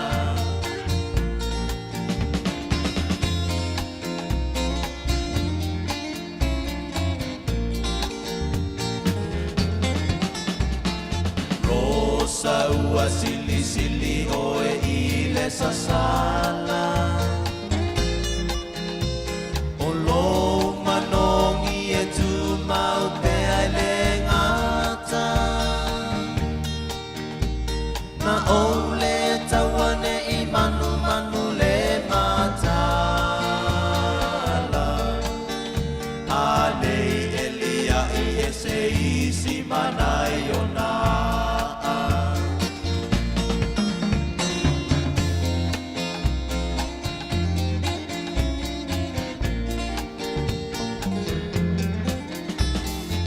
solo ma fau fau e tau fua fua la wa mi o me atala noa na o taua fau fau tu ai tai mi o e vai vai mana tu ia tatau fai mala mala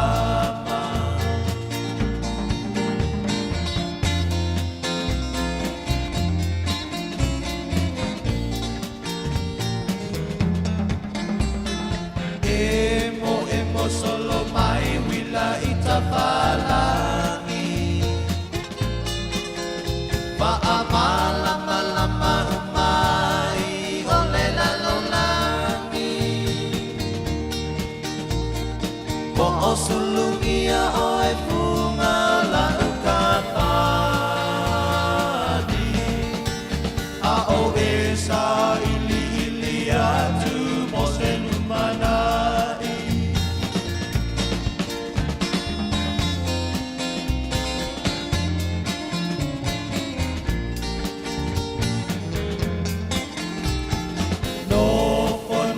pea ita malele mautonu le ai o se tali oka se faale tonu pea po ina loi matana malingi paavai se etia ita ile ngalu na paapua mai.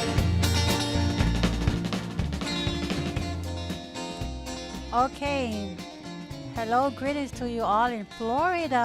All right, Sunshine State. Yeah, Anaheim forever. Hi, Missy. Yeah, Tato my Anaheim, we are forever. Okay, ole temine, ole Afiafi lo Tato, Male a special guest ole tofa Samoa so le special guest ole temile nei ole Afiafi lo Tato male special guest o Fasalia Taesali o ia from Sabai siupanga Sabai ole nuuna na wole foai I Sabai siupanga. Yeah, so nice. Siupanga. Yeah, marenu leo vailele upolu. Hello, vailele people. Hi, love you all. Thank you all for having patience and keep on joining us, okay? Yeah, so mai la long atu oetina. O fa'asalia Taesali. O ia lea. O se Faife'au fa'uina maile e kale sia lea. Ale Nazarene. Ole a tua toa la atu atu ai e au le Mike la whamatala mai lawe e ia Iona Iona I whamani yanga le tua, o ai o ia lea mea ma lea mea, o ai o ia le pau unga le kalesia I totono Nazarene. Na o ai lea o ia I le o ina o le kalesia lea lotu pati. Ona o ai fo ila ia o ia I totono o le kalesia asofitu wa papatiso ai o ia. O te leanta leni. A le mea la na au mai ia o le uso le ya lia. It's kolo ya o lia because nofo o ia I la ufale. Ona o le tele o lana whanau, tele o grandchildren, to tele o ana great-grandchildren from Upolu, Savai'i, Alu, New Zealand, Australia. She's a great-grandmother. Ma le mafu anga sa o mana o sa wai e tinale I le pokalame Manu'atele I se ufonga o Taesali. Ona e tā ua tele a te au I le launga luenga ma lau pisinisi le iai nei. O lau pisinisi le a pe ona tau whaafafongaina I le susunga po le Afioga whaptai tui le epa sua I Asoau lava e laulau watu ai a te otou iau pisinisi e fale te tele ia. O te whaailoa atu lai a te otou e le ngata o pālangi e whaasao ina e au. O pālangi o Mexico o mea uli. O I ka lia o kangaka mai is Spain, kangaka mai Europe. Kele kangaka e ese me o mai lako background. Ai e open fo I lo loto lofa. E open fo I paito toa o fale I tato atunuu Samoa. O Pasalia la sa o walu I le na mawhetaui I le baka, le Victoria baka. Sa o walu ai wa mata. Sisinga fua. Yo sisinga fua ya ole laso painana vea iau ole judge, one of the judges e whamasino I tene aulele ia Miss Pageant. Ya la lau te tu lava ue whaatari le teme a mata I le mato group lea. A latu loyal tina lea. Pamai, o ero Kristo, te mana tua ina hao. O hau lena nofu o Pacific, o te alo e asilo tina malo tama. E asa o mai lei loe oe, a eva lava hao lo tina, a le ima liu lo tina. Yo whamatala mai loa. O lola ia. Eva atua o sitina pe ma lava. E ni se mana o mia. Ye lona need. Ona whai mai lola I o sitina. Ya, o whai lola ia. Ia, toi sau Taiai'a. Toi whetauita ua Taiai'a. Ia o lola ia le isi aso. Le next day, toi luatu fo ila ia sitina lea. Matala noa. Whamai lo sinei tina. A Kristo. O lo mana o mia la vai au. Sepe sosoani. O au to usau mai Las Vegas. To au move mai Las Vegas. Ele ai se mea o to wha mautu ai. E te leo mautu le se mea. E nire au se sosoani. Pe iai sau fale. E ma whaina o move atu ai. O mana o mia la vai au sosoani. Ia. Ele ngata lai e mana o mia e sitan tinale fe sosoani. O wa ai ati fōlinga sitina lea. Pa e ia se senga po koi ki kia makapongi ia. Pe o se manu a wha, e ka ulawe e a o manu a wha langa uola I upolu. E ka ulawa e umalole a wha, wa ai polo I mangu o le a koa. E ka uala lo kinga, ma lo ka ma. Ia maa ko ia pae e manu o ko uma mangu le a wha, o kalo whai nga u wha ngau. O mai Amerika o fōlinga mangu a wha, a lewa la po po a wa pingi maa moe. anyways, over I falling a sinalia. Peo manu falling on manu'atele pa. Pies kanga ko ako ke ames le pale pui wale va kausanga le ai le wa pa wa ke to kong falling we oli fai. Awale se me manaya me ai manaya. A to te loala o fai atu loitinalia. Sau le fale lau te nofo ai. E moa lo avanoa. Ya mova tu loa le tina. Ava aila o kore tina. Meo tangata usa o lota mali pai pui Ua ai. E tilo o kele sau. Awai, wala po a fōlinga. Tōwa ai mai nei la fōlinga tina. Wale ai se mana minumi, le ai se gave in. Wala po a au le lei. Awa ole mea na Afiafi ai tina. Ole ai, o whako. Iau ke ula ia, ai pia oi. Ai pia wa maa moe po a le lei ia oi sone. Wa au le lei. Nā wa ai lola siona isi uso. E ngoi amo ana. Wa kei le ainga. Kei. Pai mai songa. We au le lea pa e la poe. E sao ele pese le e tai e le Afioga tule e pa lai pai mai. We e pa e we e la poe. O le mea la nau tō wa ai masile sila mai ai. Wa wa ai mai le ainga o uso mo tuangane. E oi whanau lei oi sawa i maupolu. Ua la poa, ua pālangi, ua teine pōlinga pālangi, teine pōlinga Amerika moia. Ua la poa au le lei atu i loa.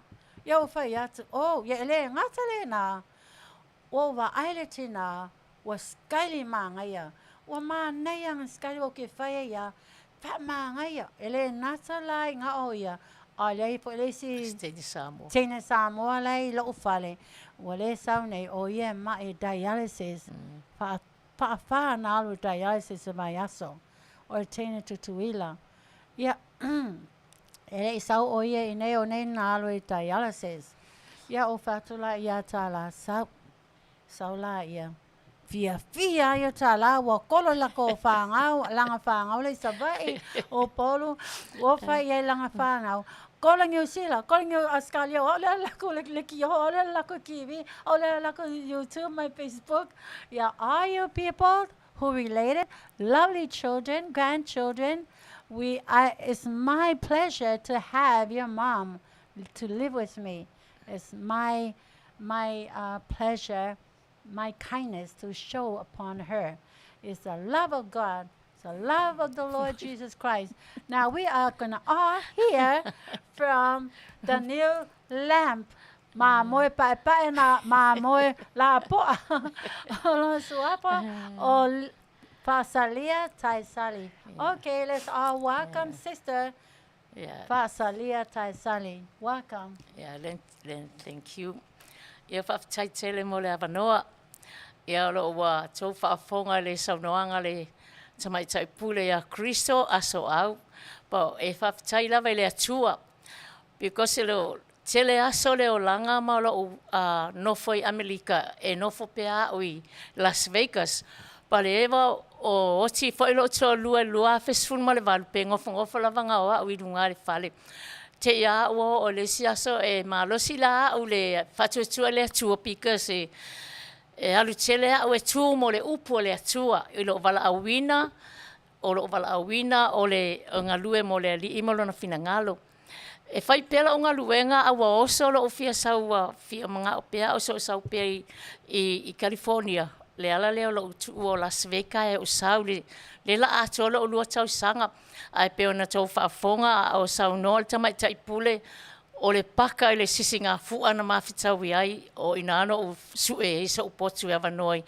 O lana pisinisi, tele le Manu'atele tangata o lo nofo ai e iwa pe alawa o se furu o na fale. O tangata uma i leini a inga le aini mea whaamautu i ai o i lewa maua i ele mapusanga. Pa e sa o mamoni whaamaoni i lana saunoanga nei Afiafi a o fonga fo i le pule nei a whasalaunga ia a meise o le Afioga fo ia Tulau ma le faletua o mātou whaatasi.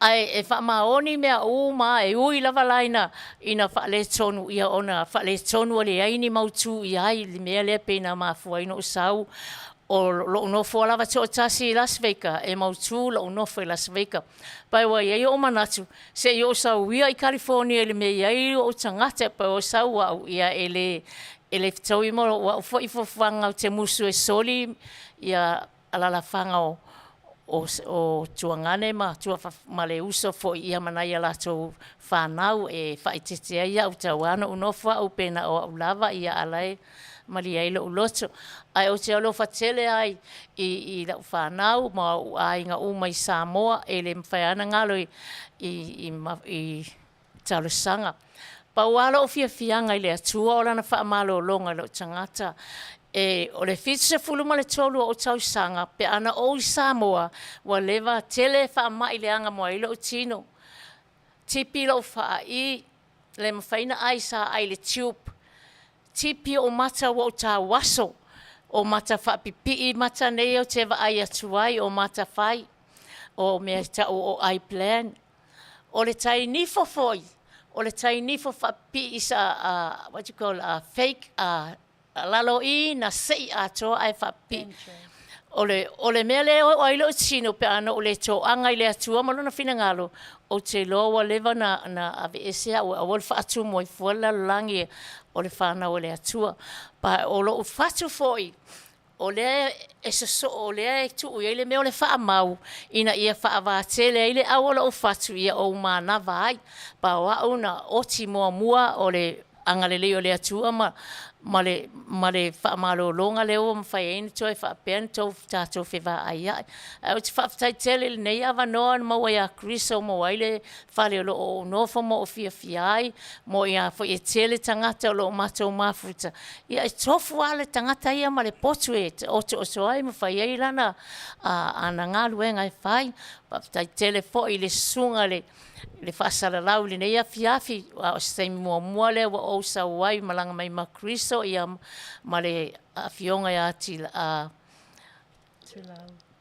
Tiliai'a ma le wharetua ia e mai sesi ia olo o whaafitai tele a sa whanau olo o le mwhaiana ngalo o tos e o lava I le aso sa whai o le o Tiliai'a e le mwhaina o whaale tonu le tau singa o malosi sa o le whaatamala e uina tau le ta ua le ngō mama I aso tau mori mau ona o whaalongolongo I uma le lei mori mau o whaalongolongo sa taipa watu le mamaru le Afiafi o te lei no whanofo mea uma e o na lofa po ona peleti o le Faife'au whai e fiatala ai ona o whaalongo atu ia pe wa esela o whaalongo oi e le ta ua lava o se mori mau ia alai whaafonga masila fia le atua lo ngā luenga sa whai e moni ia tātou tele o mafuta ai le tua la ngā luenga mea uma sa tausi atu e o ai ia o tolu whanau o te le whaale tonu o te popole I te ua le ai se suka I se Afiafi ia lai sila fia o mai le atua mea o mau te whaia malo uloto ma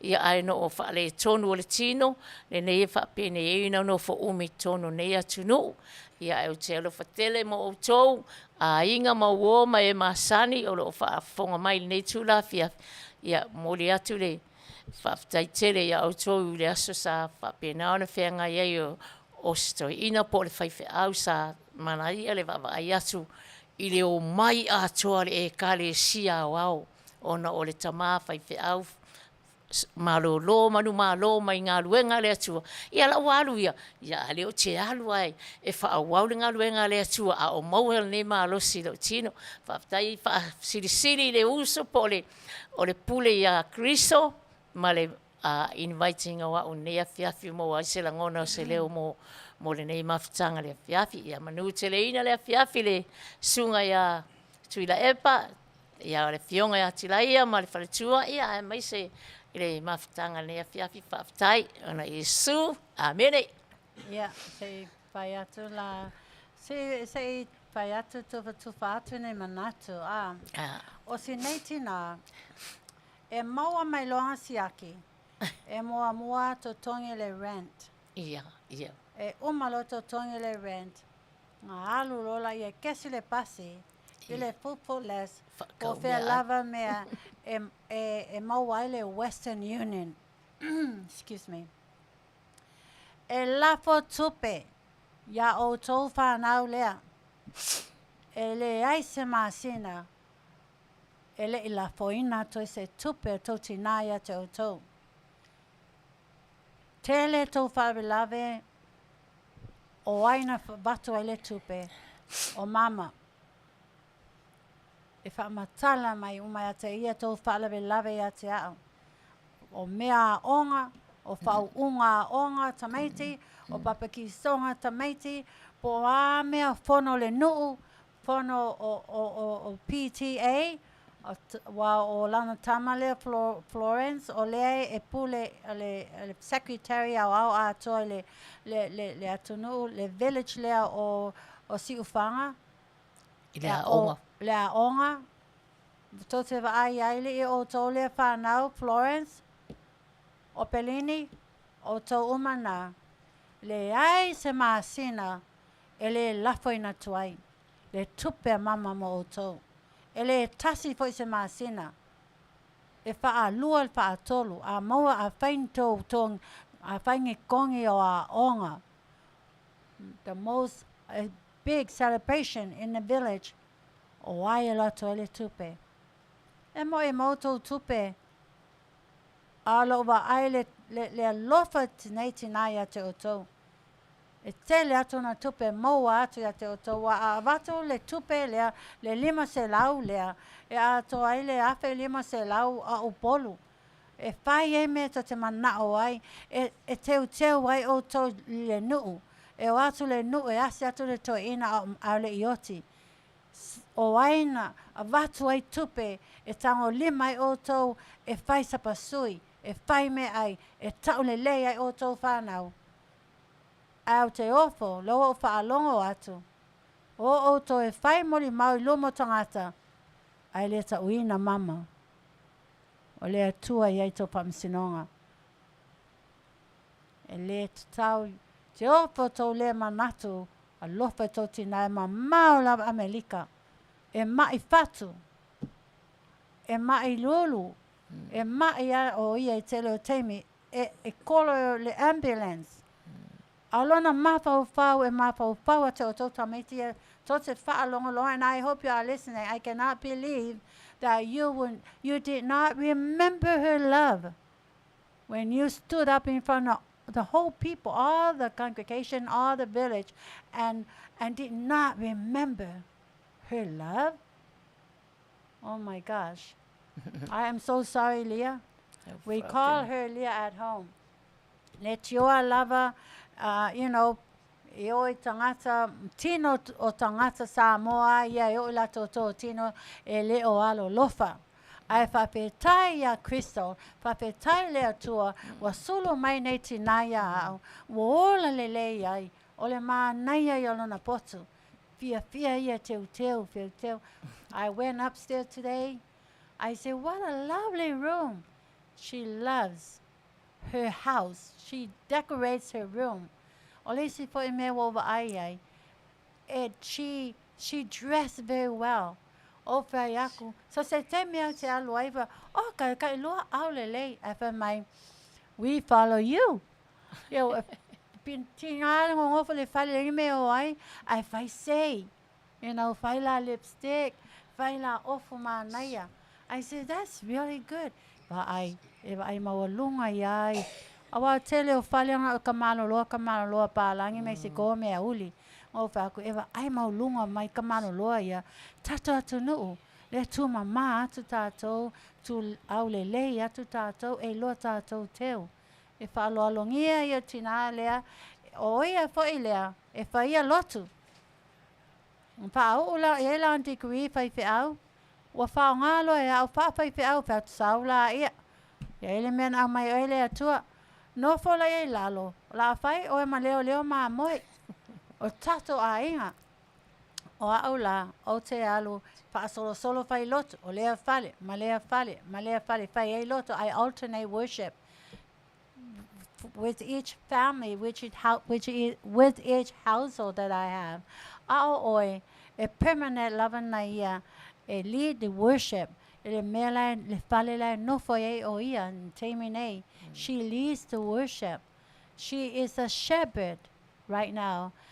She speaks English to all these men, and they all respect her, and they all listen to her, and they all honor her. You know, it's a blessing to have her. Leah, ole Cecilia tula Leah. Yeah. Ole tell you tamalo loam. You know, later tono tato households. I have a lot of more than one household with all the men. Elia waloa malione so to lua. Elia so Sophia wo ise tamalo se tamalo lo ye no foi ia ufale. Ele saunoanga le sili a Kristo ele ai. Ele o iai sa o mawhawhau iai whapena I alato. It's every time when I pray, every evening I worship, I call them my family, brothers and sisters. That's what I call them. Okay. O iai la, la was single. A single mother, grandmother, great-grandmother, like me. I'm a single mother, grandmother, great-grandmother. Ela o Pesili. Yeah. Ela se teme ilumanai o e fia fai ai so wo po so to lua. Pe o akwa ia o akwa ia fia fai se wo I anga fai e hero e fai lo atu fo I lo su. Oh. Ngai ai se mine ile ai foi tonu o fale o lo mato no foi langa pila e o lai loa ya o tuanga ne uma o tamalo lo lai tonu ile ai ngata because every evening when I pray because I'm the only one pray they read the Bible by the phone and everything's but when praise and they say if I'm not there only God pray but if I'm there that's all even though I have my oil nga famalo loa ia o le kamalo kele lai le anga le vai Gary, yeah.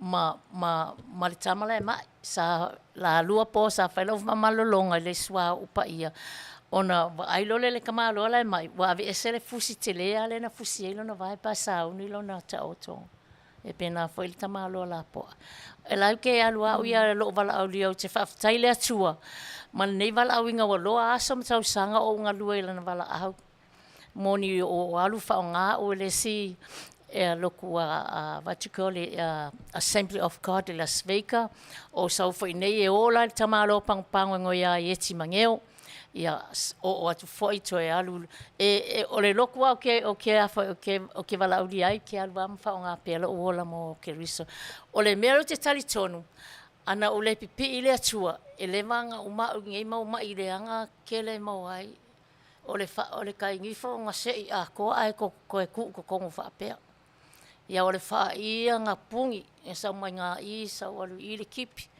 ia maona matana tau waso pa le wo popula I me o ai plan me tele me ale anga le tino a le lo fa le atua me se le fatu pe o lo tau tonua nai la nga luenga ia o to anga pe a wani o fa vai le nga luenga o mana vala au ina ia ele atua Amen. Pesa pa tonu e so opinion. Tinane. Te whaftaitele ia whasalia. Te tonu fui whasalia ua whai a Yesu mana wo mana paanga. Amen. Le pela o e Kristo le lava tau sa I sa paanga. Pio le se senga na o rua martamatai Faife'au. Au te mana tu foi tau foi na muri ia pasalia. Ya ke sila fia foi o bueno foi a la kalaka foi yo. Ma na ia le fai o Yesu ma paanga ma au tu. Au te lo anga ule malo sile le ngai ma le anga na ma lo tino. Leatuivaoalii, ia whaftai. Yeah, ia le atua lea fia. Yeah, o le teimi mua antau no mai tina lea. E ofo tina lea, le telo tamalo loa. Ale aule lei fo ia tamalo loa. Na o fai atu loa tina lea, ma le isi teine Samoa lea. Ai mesa tina lea wa teine Samoa. Le to a ele umina saula o fale. Na o fai atu nane, o tamalo loa o ma nei. E tao e au. o lau whanau, o sons. E sa na ofia luai a lātou. Leanga, e lei a mai a lātou e whai mosa o wō. E mamai ma lātou. Na mai lātou ia te au e lea tua, ia o whaaola ia lātou. E le ngata physically, mentally, emotionally, but especially spiritually. Ia tai e au le leo mamoe, o lātou la, o lapo mamoe lea tua, e tai au I lea tua. Ia, wa avea nei la, ia, wa avea le nei la, teme nei, wa avea o ia mo usui. O le assistant lapo, le assistant leo mamoe. Ai toto tai tono mai. We all are human. We have human nature. We need love. We need that special love from a man. Apa pela ole te whalongo atu. Ole le I whai mai e le mana o mia. Ole whai mai I oe a tonu lava I se aso. A tonu po e la. E sau le aso na. Ona o pasi ai loa la ia. Ia Jonah. O lo panga Alo pangatona lava le Jonah. Awa ele ia saule si contestant 2. Malaysia contestant 3, Malaysia contestant 4, number 7, the number of God. E olo contestant 7, pule lo tule epa. E piki poi.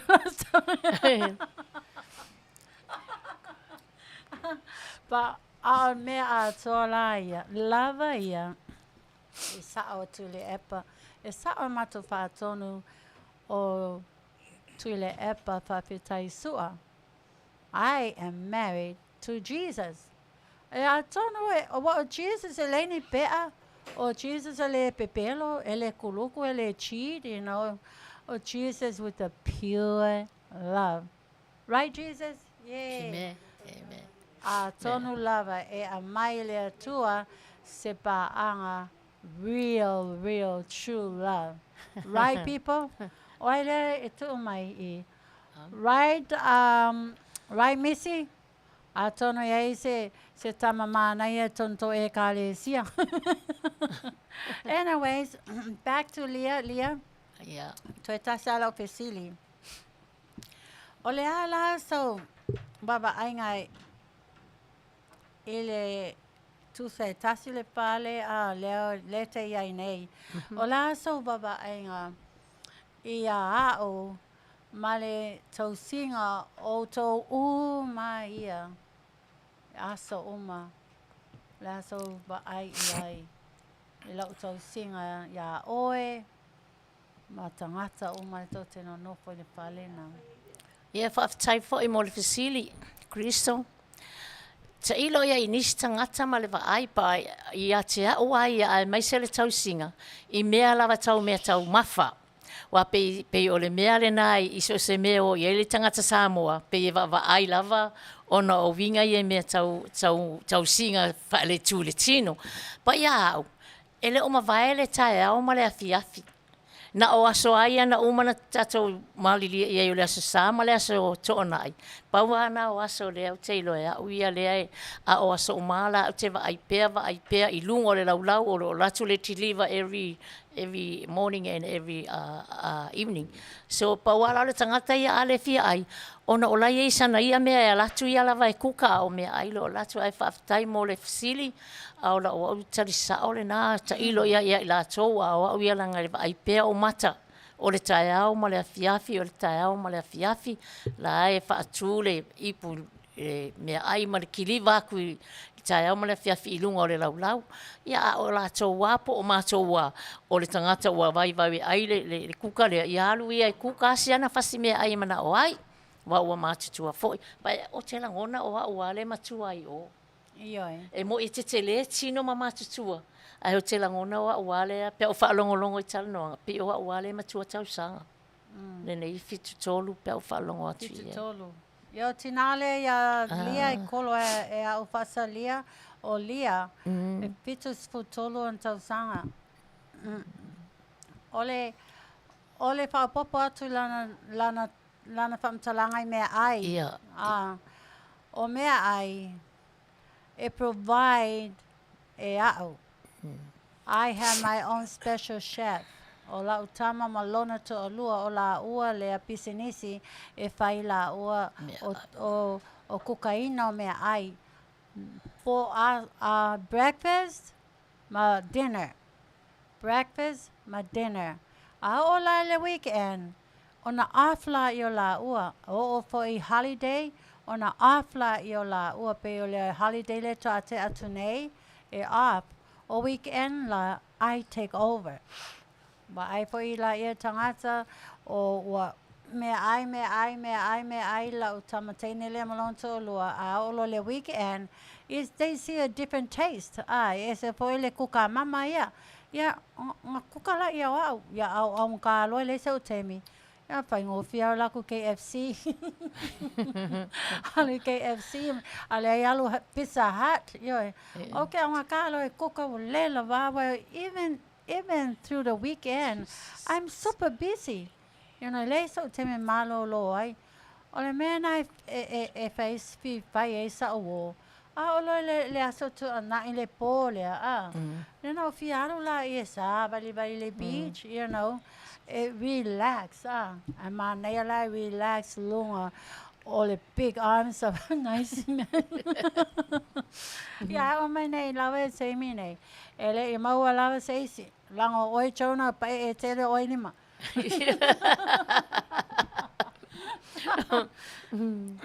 Ai ole. Ole pisine se o ai o tole fa fonga mai. Ele e sa o loto oe pe a manao oe e fai so suaia. You know, a manao oe fai a falai so sa mangi, pule oe. Ai le ta ofi ai me ai e watu lango lai to tongi oe me ai. O le renta oe la include ai low meal. O lunch la e whaatau e mātou ia meo o lunch, meat. Lunch and meat.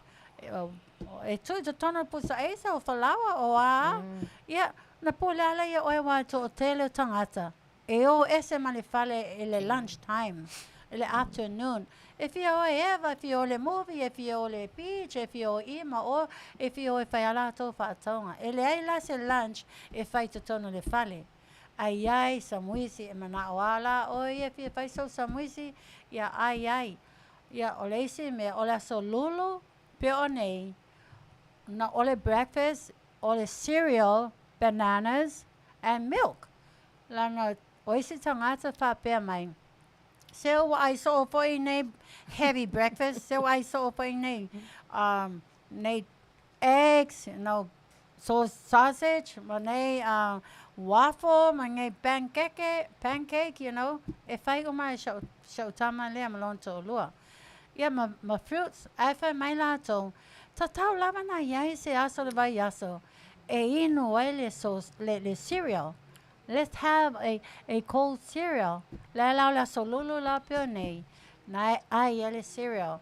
Tai au foi, to a bag for the heavy breakfast. Okay? Yeah, ole mea na e se fesili fa mole. Yes. Mo sunga Faife'au Fasalia. Ia. Fitu su toru tau sanga lo soifu. Yeah. Fitu su mal toru tau sanga lo ola. Ia, faftai ma nei e afua il vai atu te malosi. O ieni o walo. E to iwa la whanau. O whanau moni ai. E tasi ala e to ono tama, o i to ono ia tama e to tolu a teine. E Australia la le tama e to lua, ma le teine e to tasi, ia ma le granddaughter e to tasi. Ngalei ua o ngai Samoa, Australia. O iais ni o walo i nei. E le ma se tasi la whanau i Amerika. E no fo tafa to taoa, aua e o mala tau I fafoi i Australia ma, New Zealand. Ai no fo tasi a. O le kemi fo ile nga whakau sa wai le nga fisili alo ya kriso le sisinga fua se so ona la sila fia le tula ele Afioga ya Tiliai'a. E na oa o walo no whalunga. I o la sveika pe leva nga ola kamaloa sama ngofo ngalu LVA e ngofo ia I signal here. So na o fai paipolo mai ia Alo ki whangaruanga le whale mai lele West Anaheim Medical Center. Kangolor ka māloa o mā ngofo selonga whale nei ngai siknohia. Pe mea o mā mūwai loi Las Vegas mai e mga o mā o ese ma i California. Ia o ke musu ne te ua personal sa ofisili. Te musu ne te ua personal sa ofisili. Me nana nina o fia I loa ia na I o walo. O lona winga e whauringa maila o walo umaile I o masisi nei. Ele ai. E tasi lau tama e alu amasa. Lau li tama o tuia ana. Na o tuia ana. Lau tama o e matua nai tama uma na o tuia ana e matua. E alu ala masau. Ia, e whaftai fuila ia Kristo.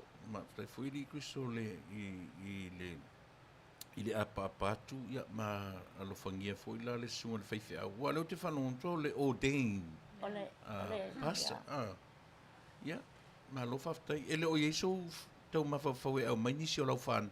Wa le whai Kristo le o whatu lana whasoswani I tangata e au mai I nei tato I Amerika. O Yesu whinangalo tau au mai lau whanau nei. E sau no inga foi lau sunga. E iai o manatu whapenano, no fu wha Las Vegas mo o manatu, e lea isi te whai iai. E lea iama sisi sila fia le tu e mamawhalo lotu, pe iai lo uso matua, e no fu ai malana whanau, e no fu ai malana tama matua. I nei. Ia e whai I nei California. Pe ia Malaysia e whai e lea e matua, ai le mwhaina tau talai la tangutu. E kaukala au ia lo mawhawhau. Ia, o te manatura, you are in a good hands. E whasoswani atu ia oe. Ia, ma whaftai, o leu te wawai atu I o Fofoga ma lo tino e te tamo e mo e pe ia nafto, ai ono se furu.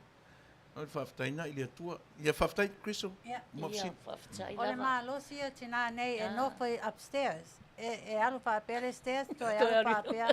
Ai MALO sia e alu. E savali. Very young, although she's advanced in years, but her strength is very, very, very young.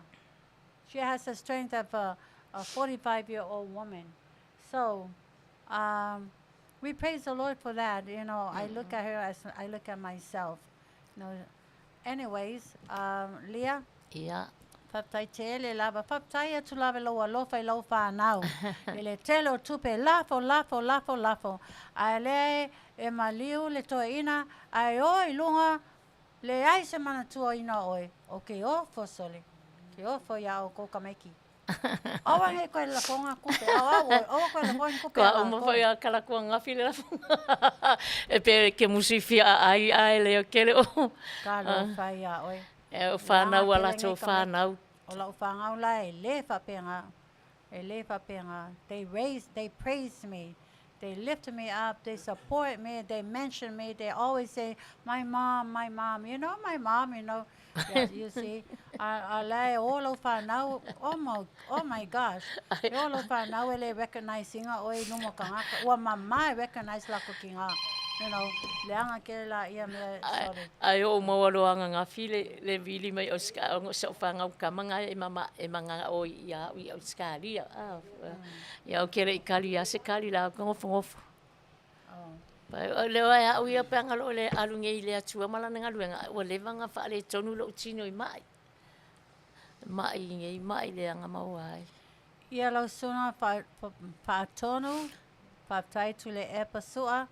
A whapeo iei se awa noa e whaonga le leo ma moa nei lau e kalesia.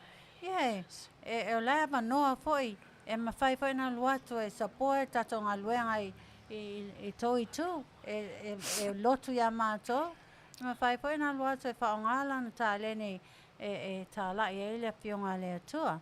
Ia, oi. It's another very well-educated, ordained ministers for your church. It's a very special tool. We are here to support one another and to worship God and to use our talent.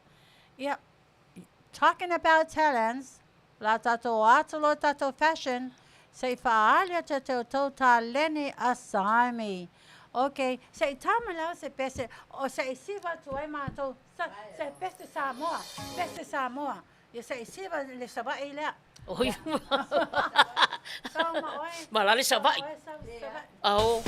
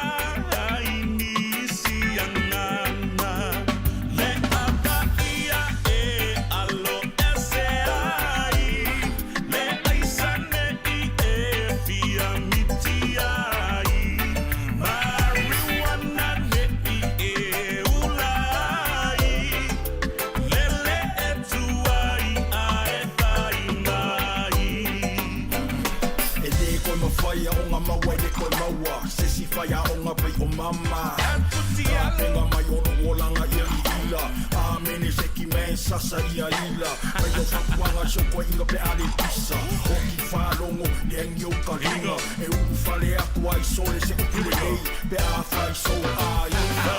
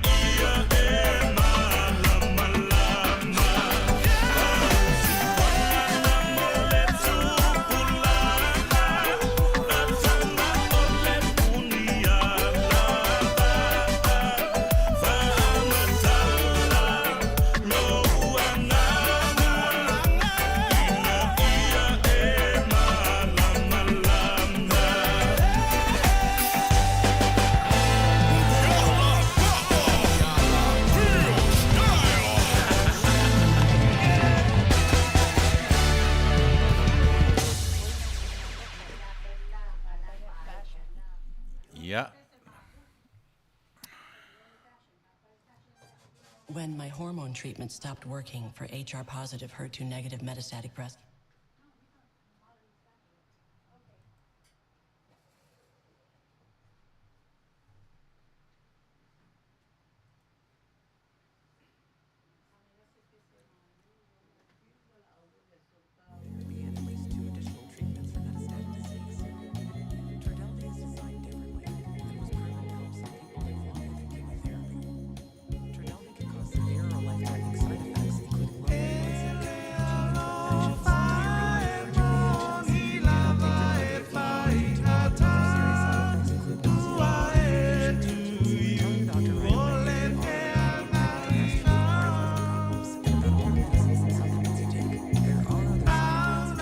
Okay, guys, it's time for it's time for fashion.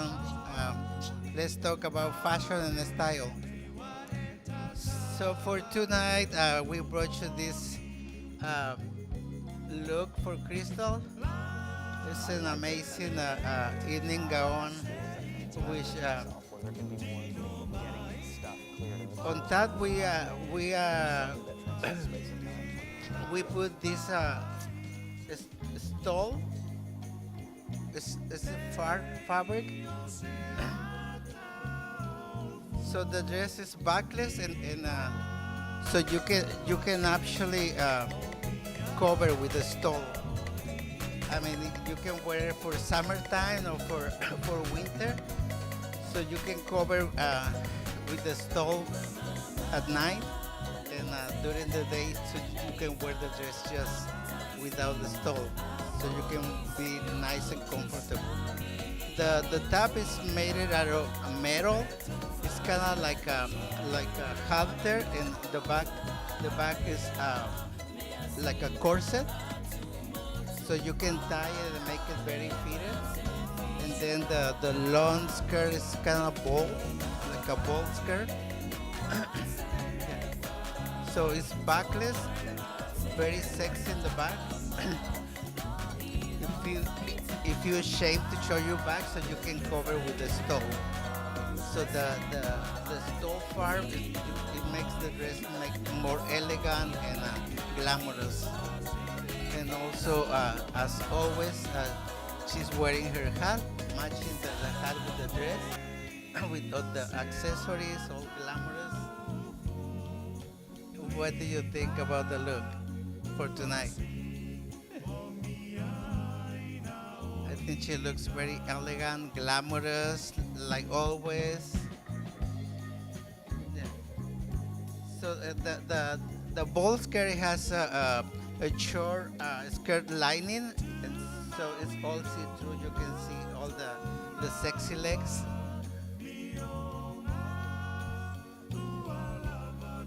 So how do you feel tonight, Crystal? I'm flattered. And I'm telling you, I love this kind of style. You know what? Especially for you girls, if you wear this big skirt, and if you can wanna dance. hide your boyfriend from your mom and dad, You know, you just can hide him under your skirt. You can hide him under your skirt. They are skirt higher. If I like it, like a car, I'm on the best way. I like what it king I go like a poco. I like kilo. I like a pair of skirt. Going on hollow boyfriend, those skirt up here. I'm telling them, so big of a skirt that you can hide your boyfriend under the skirt.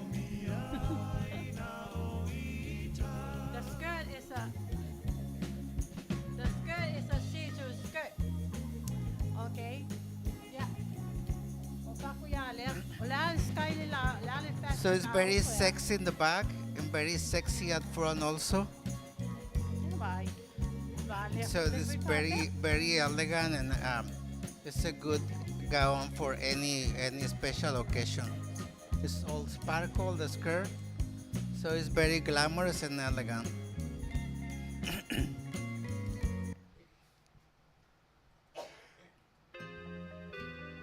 Yeah, for my Lord, yes, Sarmy, what's my fashion for Wednesday night? I saw the picture I sent my Sarmy. Oh my gosh, that means I don't have to wear a bra? Sarmy, yeah, you don't have to wear a bra. You can't wear a bra because it's strapless. So I said, oh my God. Yeah, the top is like a halter corset, and it's made out of metal. The corset is made of metal, and I'm not wearing a bra because why? There'll be no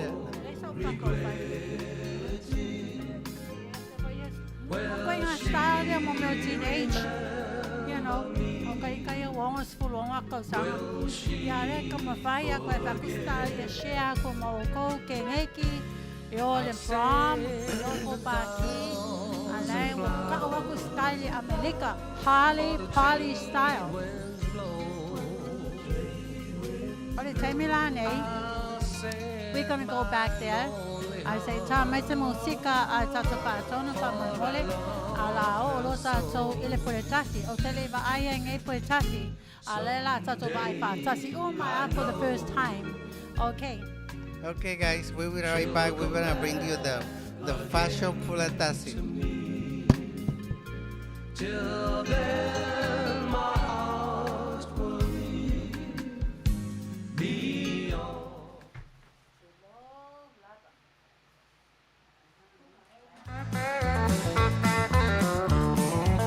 Say goodbye, Joe, me gotta go, me on my own.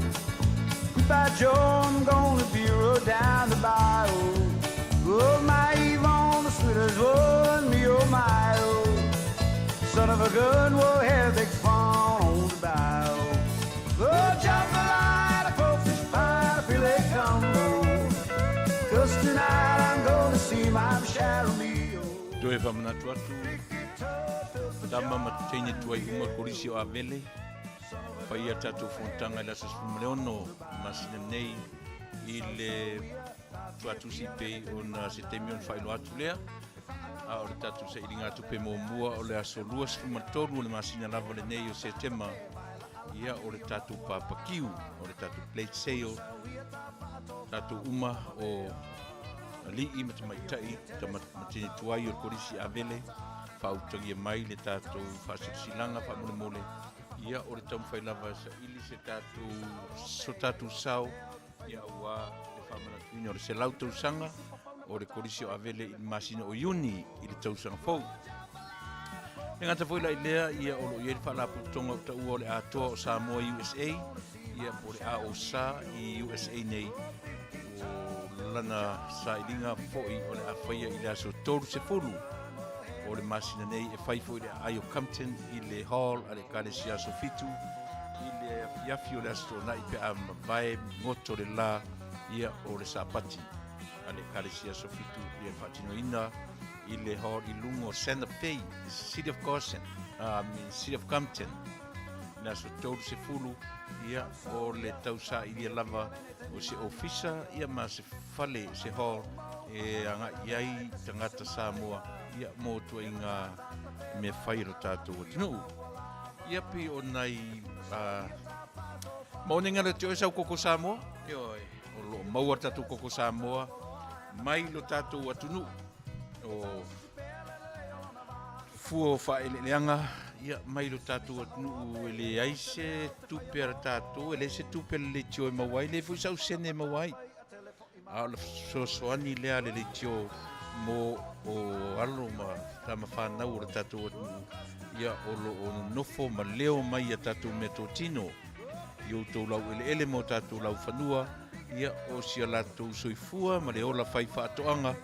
Ia o fua ia o lo lātou tau mawhai.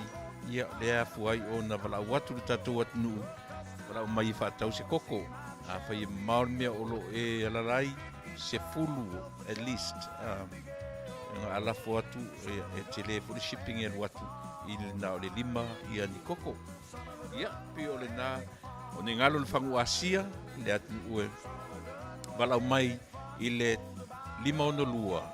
Toru fitu o ono lua.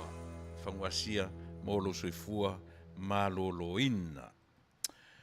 E leo toi nā malaina leo ua whaafonga ia le tātou atunu i le suinga ua iai le pale mene a le MALO Samoa, le kapeneta. Ia lea ua folafolaina le Tamaita'i pale mia, mai le aso ananafi, ia iaina i suinga la Haiti, le ngata o le suia o le minista o tupe, mai le Tamaita'i ia po le susunga ia mulipola ana rosa. Lea ua mei atu mulipola ana rosa i le matanga luenga o Tamaita'i, ia ma le tatou poloketi o le miliona tala. Aina matawina ma faitawina ina ua to esea ia le fiunga ia leota i stemile ititi. Ia, na.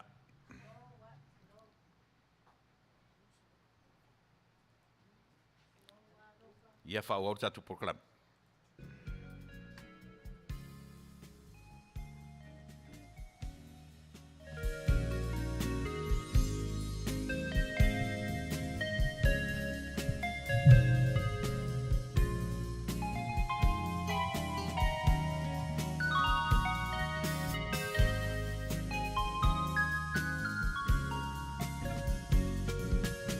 Okay guys, we are back. So we're gonna show you the first Taesali. I hope you enjoy it and you like it. We would like to hear your opinion. So it's all yellow on sequin, very glamorous. The top has the organza sleeves see-through, so you can show your arms, sexy arms. Where the sea is dark. The side has a beautiful big flower, oversized flower. Has gone. So everything is matching. The colors is all yellow, so you can combine with any kind of shoes or any kind of accessories. And also the beautiful and cute fascinator.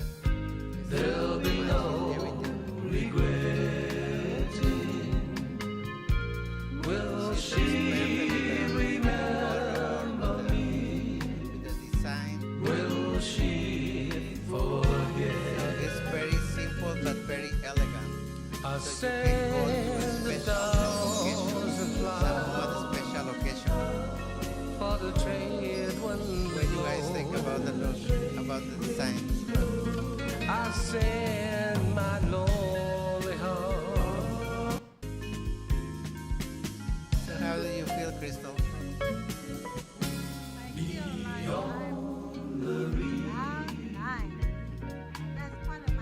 Where the sea is dark and cold. Short is Eva. I feel like I'm on cloud nine.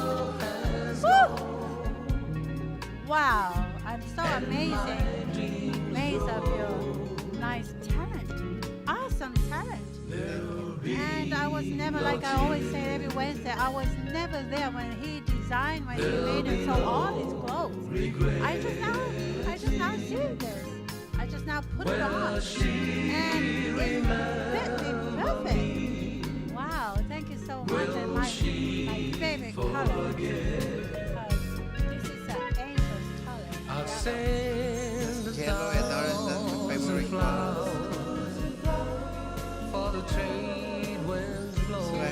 like it. I hope you enjoy it. And anybody loves any with the design we enjoy, just let us know. Someday she looks amazing. Thank you, Lenny. She'll come back. Thank you, Levy. Again to me. Thank you very much, Sarmy. Ole man, Ole, thank you so much. You are so artistic. You are so realistic. You are so sophisticated, man. I'm telling you, you're all of the above. Thank you. Sarmy. Thank you, ladies. Oh, styling ne, Sarmy. Toma na o mai ai, o ka mai, ale ai, ia. Na toma wa ai mai lava videos o mai ai luatu. O na kopia ele o tau, a tona tango fia atu tau whapapinge. O isi tangata a oku o mai ele la awe lau whaloloa. E tau o mai ama display ai, a atu la o tonu ia logo. So wa ai fashion so mai ia, you just order it right here locally. And then you'll be the one who fulfill your desire of any kind of passion you want in any style. Okay, ole a maoatu la tua pai mai tato fashion oli lava lea. Awai to I lua lava Hollywood style, which I already love it, okay? Okay. Okay, we'll be right back and we're gonna show you another one, a different design. Thank you, guys. There'll be no regretting. Will she remember me? Will she forget? I said.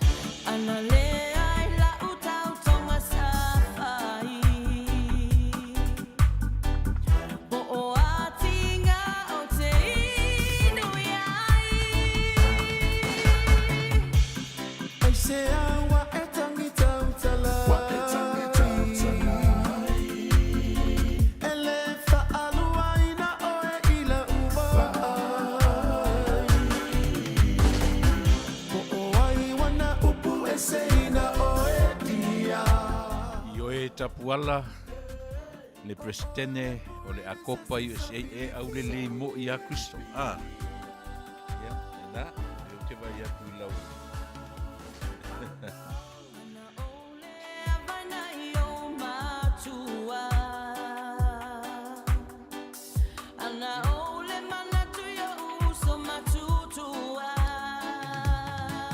Ia pia no tano at, tam fai te ua tele pese o le tatu proklame te ua kipi mai e tatu a leo tam fai te tala no atu in between in order for our program ina ia sao se ia o le whaiunga.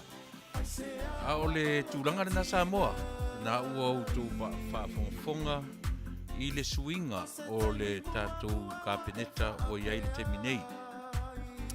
O se suinga matangofie i lau tiro moa ura vaia. Te le se ia mataulia tu i tiapi o ta'alonga fule le ta'alo le e awharor ta'alonga i aluatu le suinga, aluatu substituton le ngata i le malosi le tino, malosi le mafaufau. E pei o nai suinga na le tātou te tilo i ai. I le Tamaita'i coach, pei o le whaiaonga malana au ta'alo. E le lava pi o le ata na le tau te vaai e le temi nei.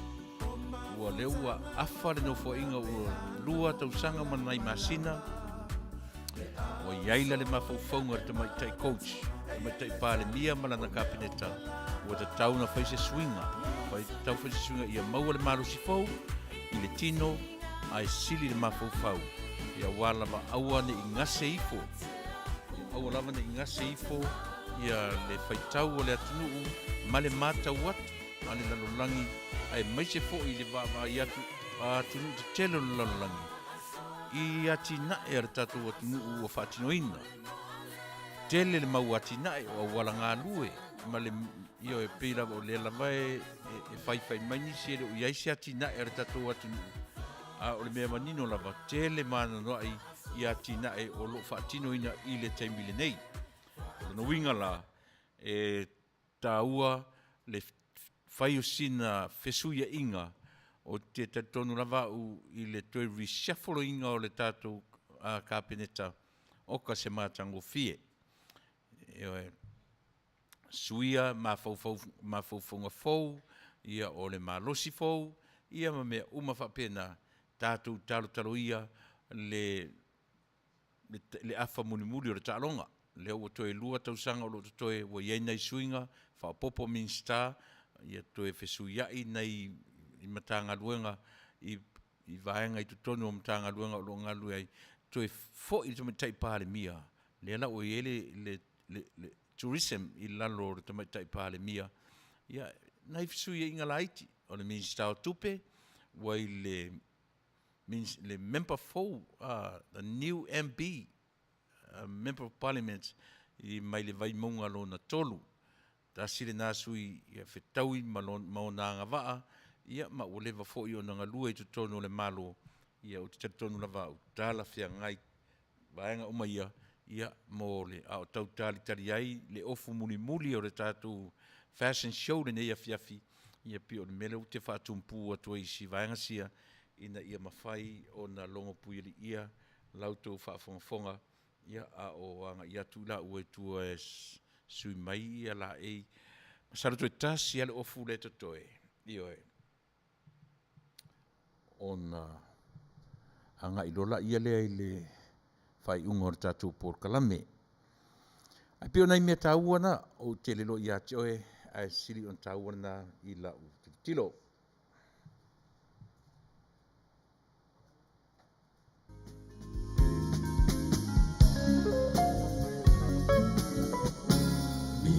On the reef,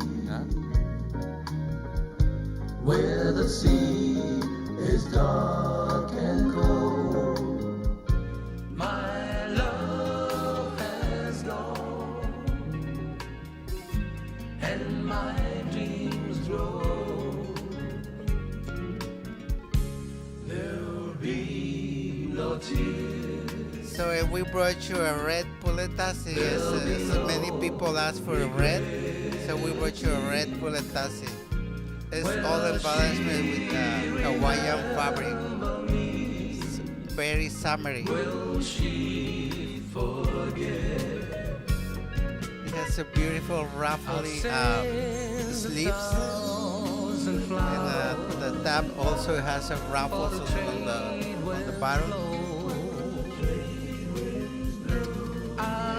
We are matching the hat, so everything is matching as she likes it. Someday I know. What you guys think about the look? Again to me. The Hawaiian fabric is matched perfectly with the plain red, so it's I think it's very simple and beautiful. Should you let us know if you like it? So as we told you, we can make any size, the same designs of different fabrics, different colors.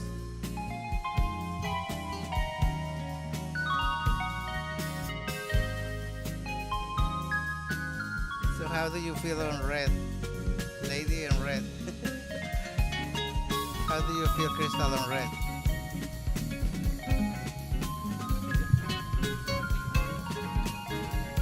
I remember Missy made a comment, why not red? So I asked, can we do something red? We make you happy, guys. I'm shocked because like I said, I never seen this before, and here tonight. Wow, very awesome.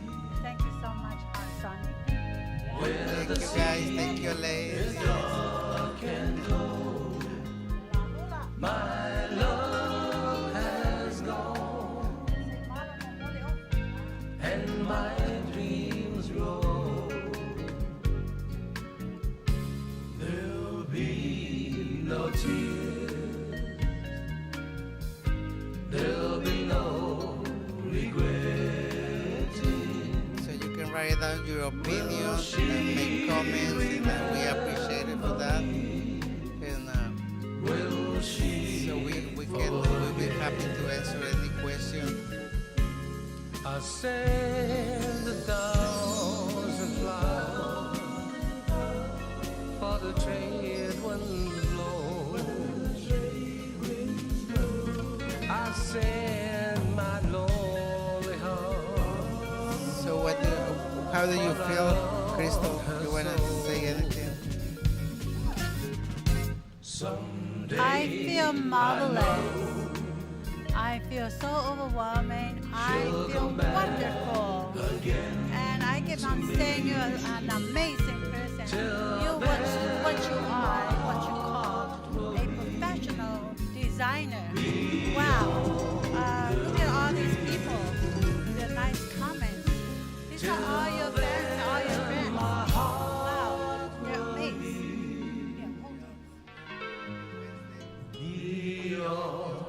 Always bring you the best sort of fashion, the latest sort of fashion, style and fashion. So I hope you guys enjoy us tonight, and we will see you next Wednesday. We love you, and thank you SOTF Samoa Radio for having us every Wednesday. And thank you, Crystal. Thank you, Crystal, again. We always enjoy to be with you.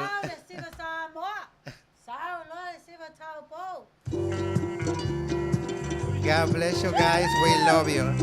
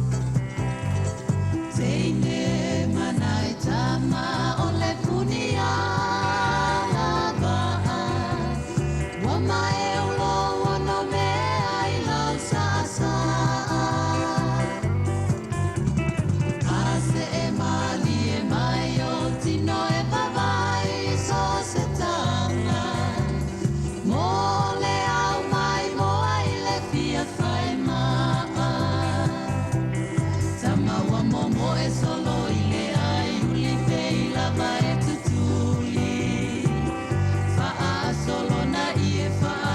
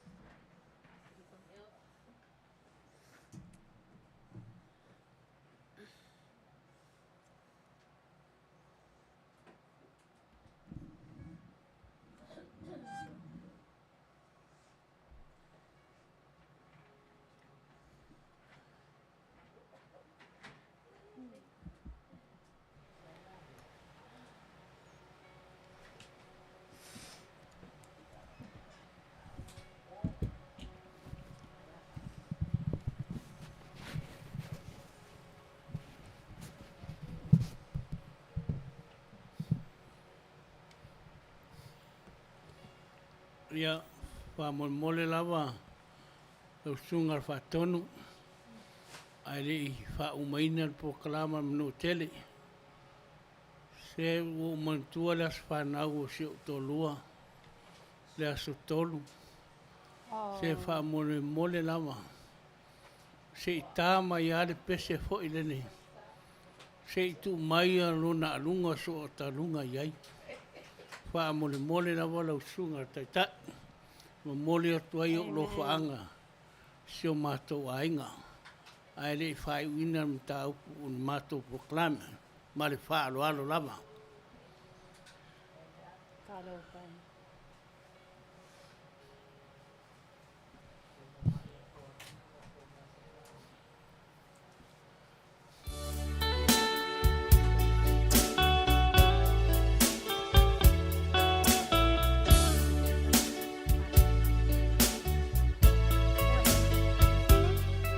Hello again, greetings.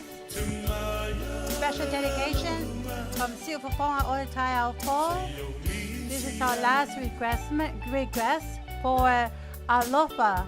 Alofa is Tulau. Tiliai'a is white. We did not know until now. He announced, this is your dedication, Alofa. For Alofa lavale tua pa Manu'atele ya ore tinai tului ya tausanga tele lua Faife'au ponga. I may say lo soipua ya pa Manu'atele atua. Special dedication from us all here and from the whole world, especially from Fofogaina Male Manu'atele program. Hallelujah! Happy birthday! Amen. Yay! Mai se poia. Estamos uma. Toro whafunga mai. Mai mo mai ni po kalama ni Manu'atele.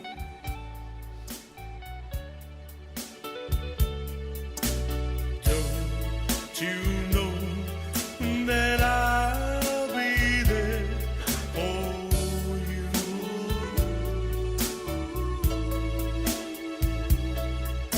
O tama loa le yo talane.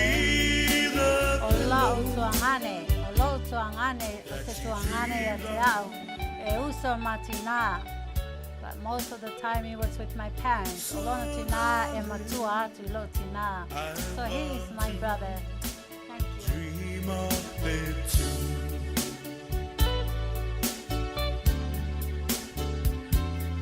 Taimi uma, o te moe, to atasi,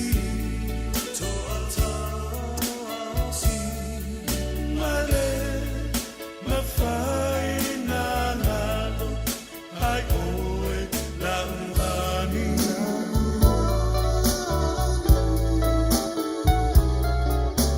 Seki te maya le runa, se yo miti ai.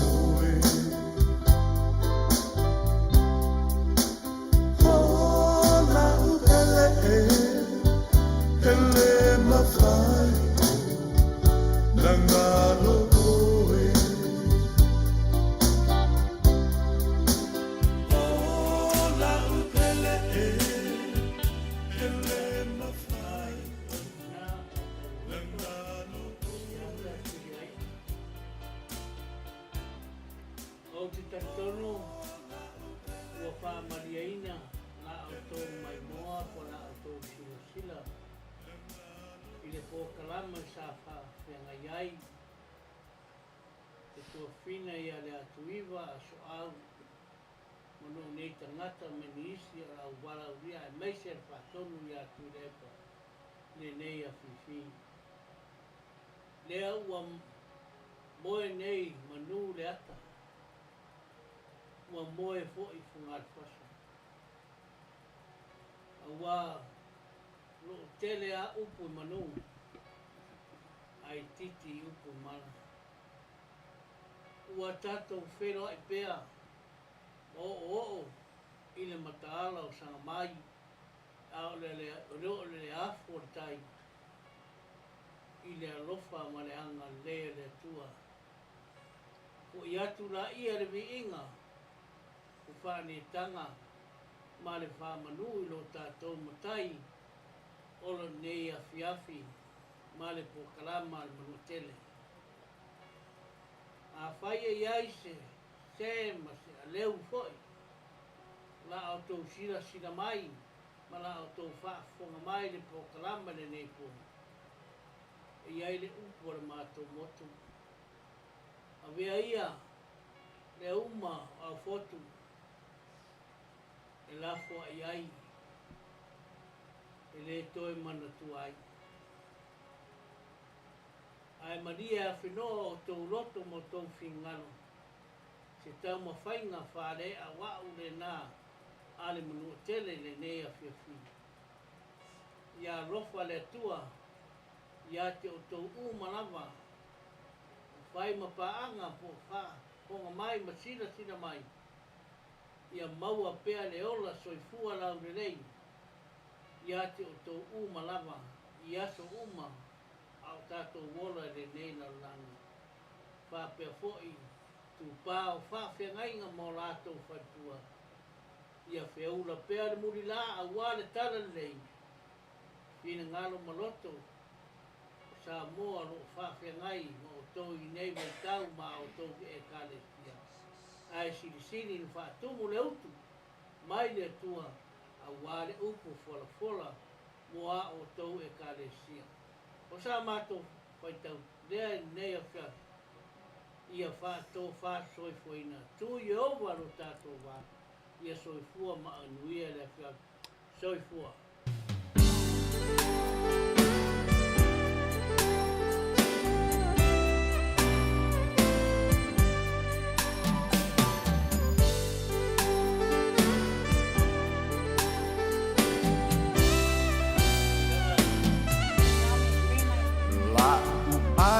Sa waliu suavai Ola rosa wale fumai Ai ua uimoto eseisi Ola rosa o te suichi ai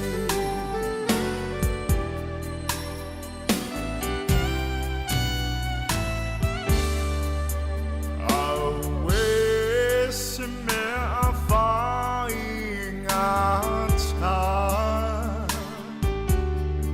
O le alofa haele tutusa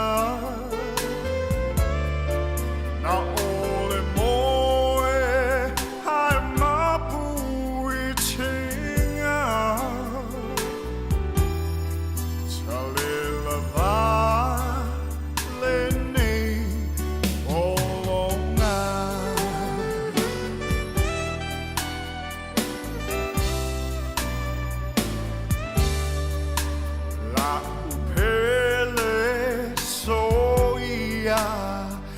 te tangi forever I'll go ilelangi a tonu tatito e feilo ai I se aso oilu manai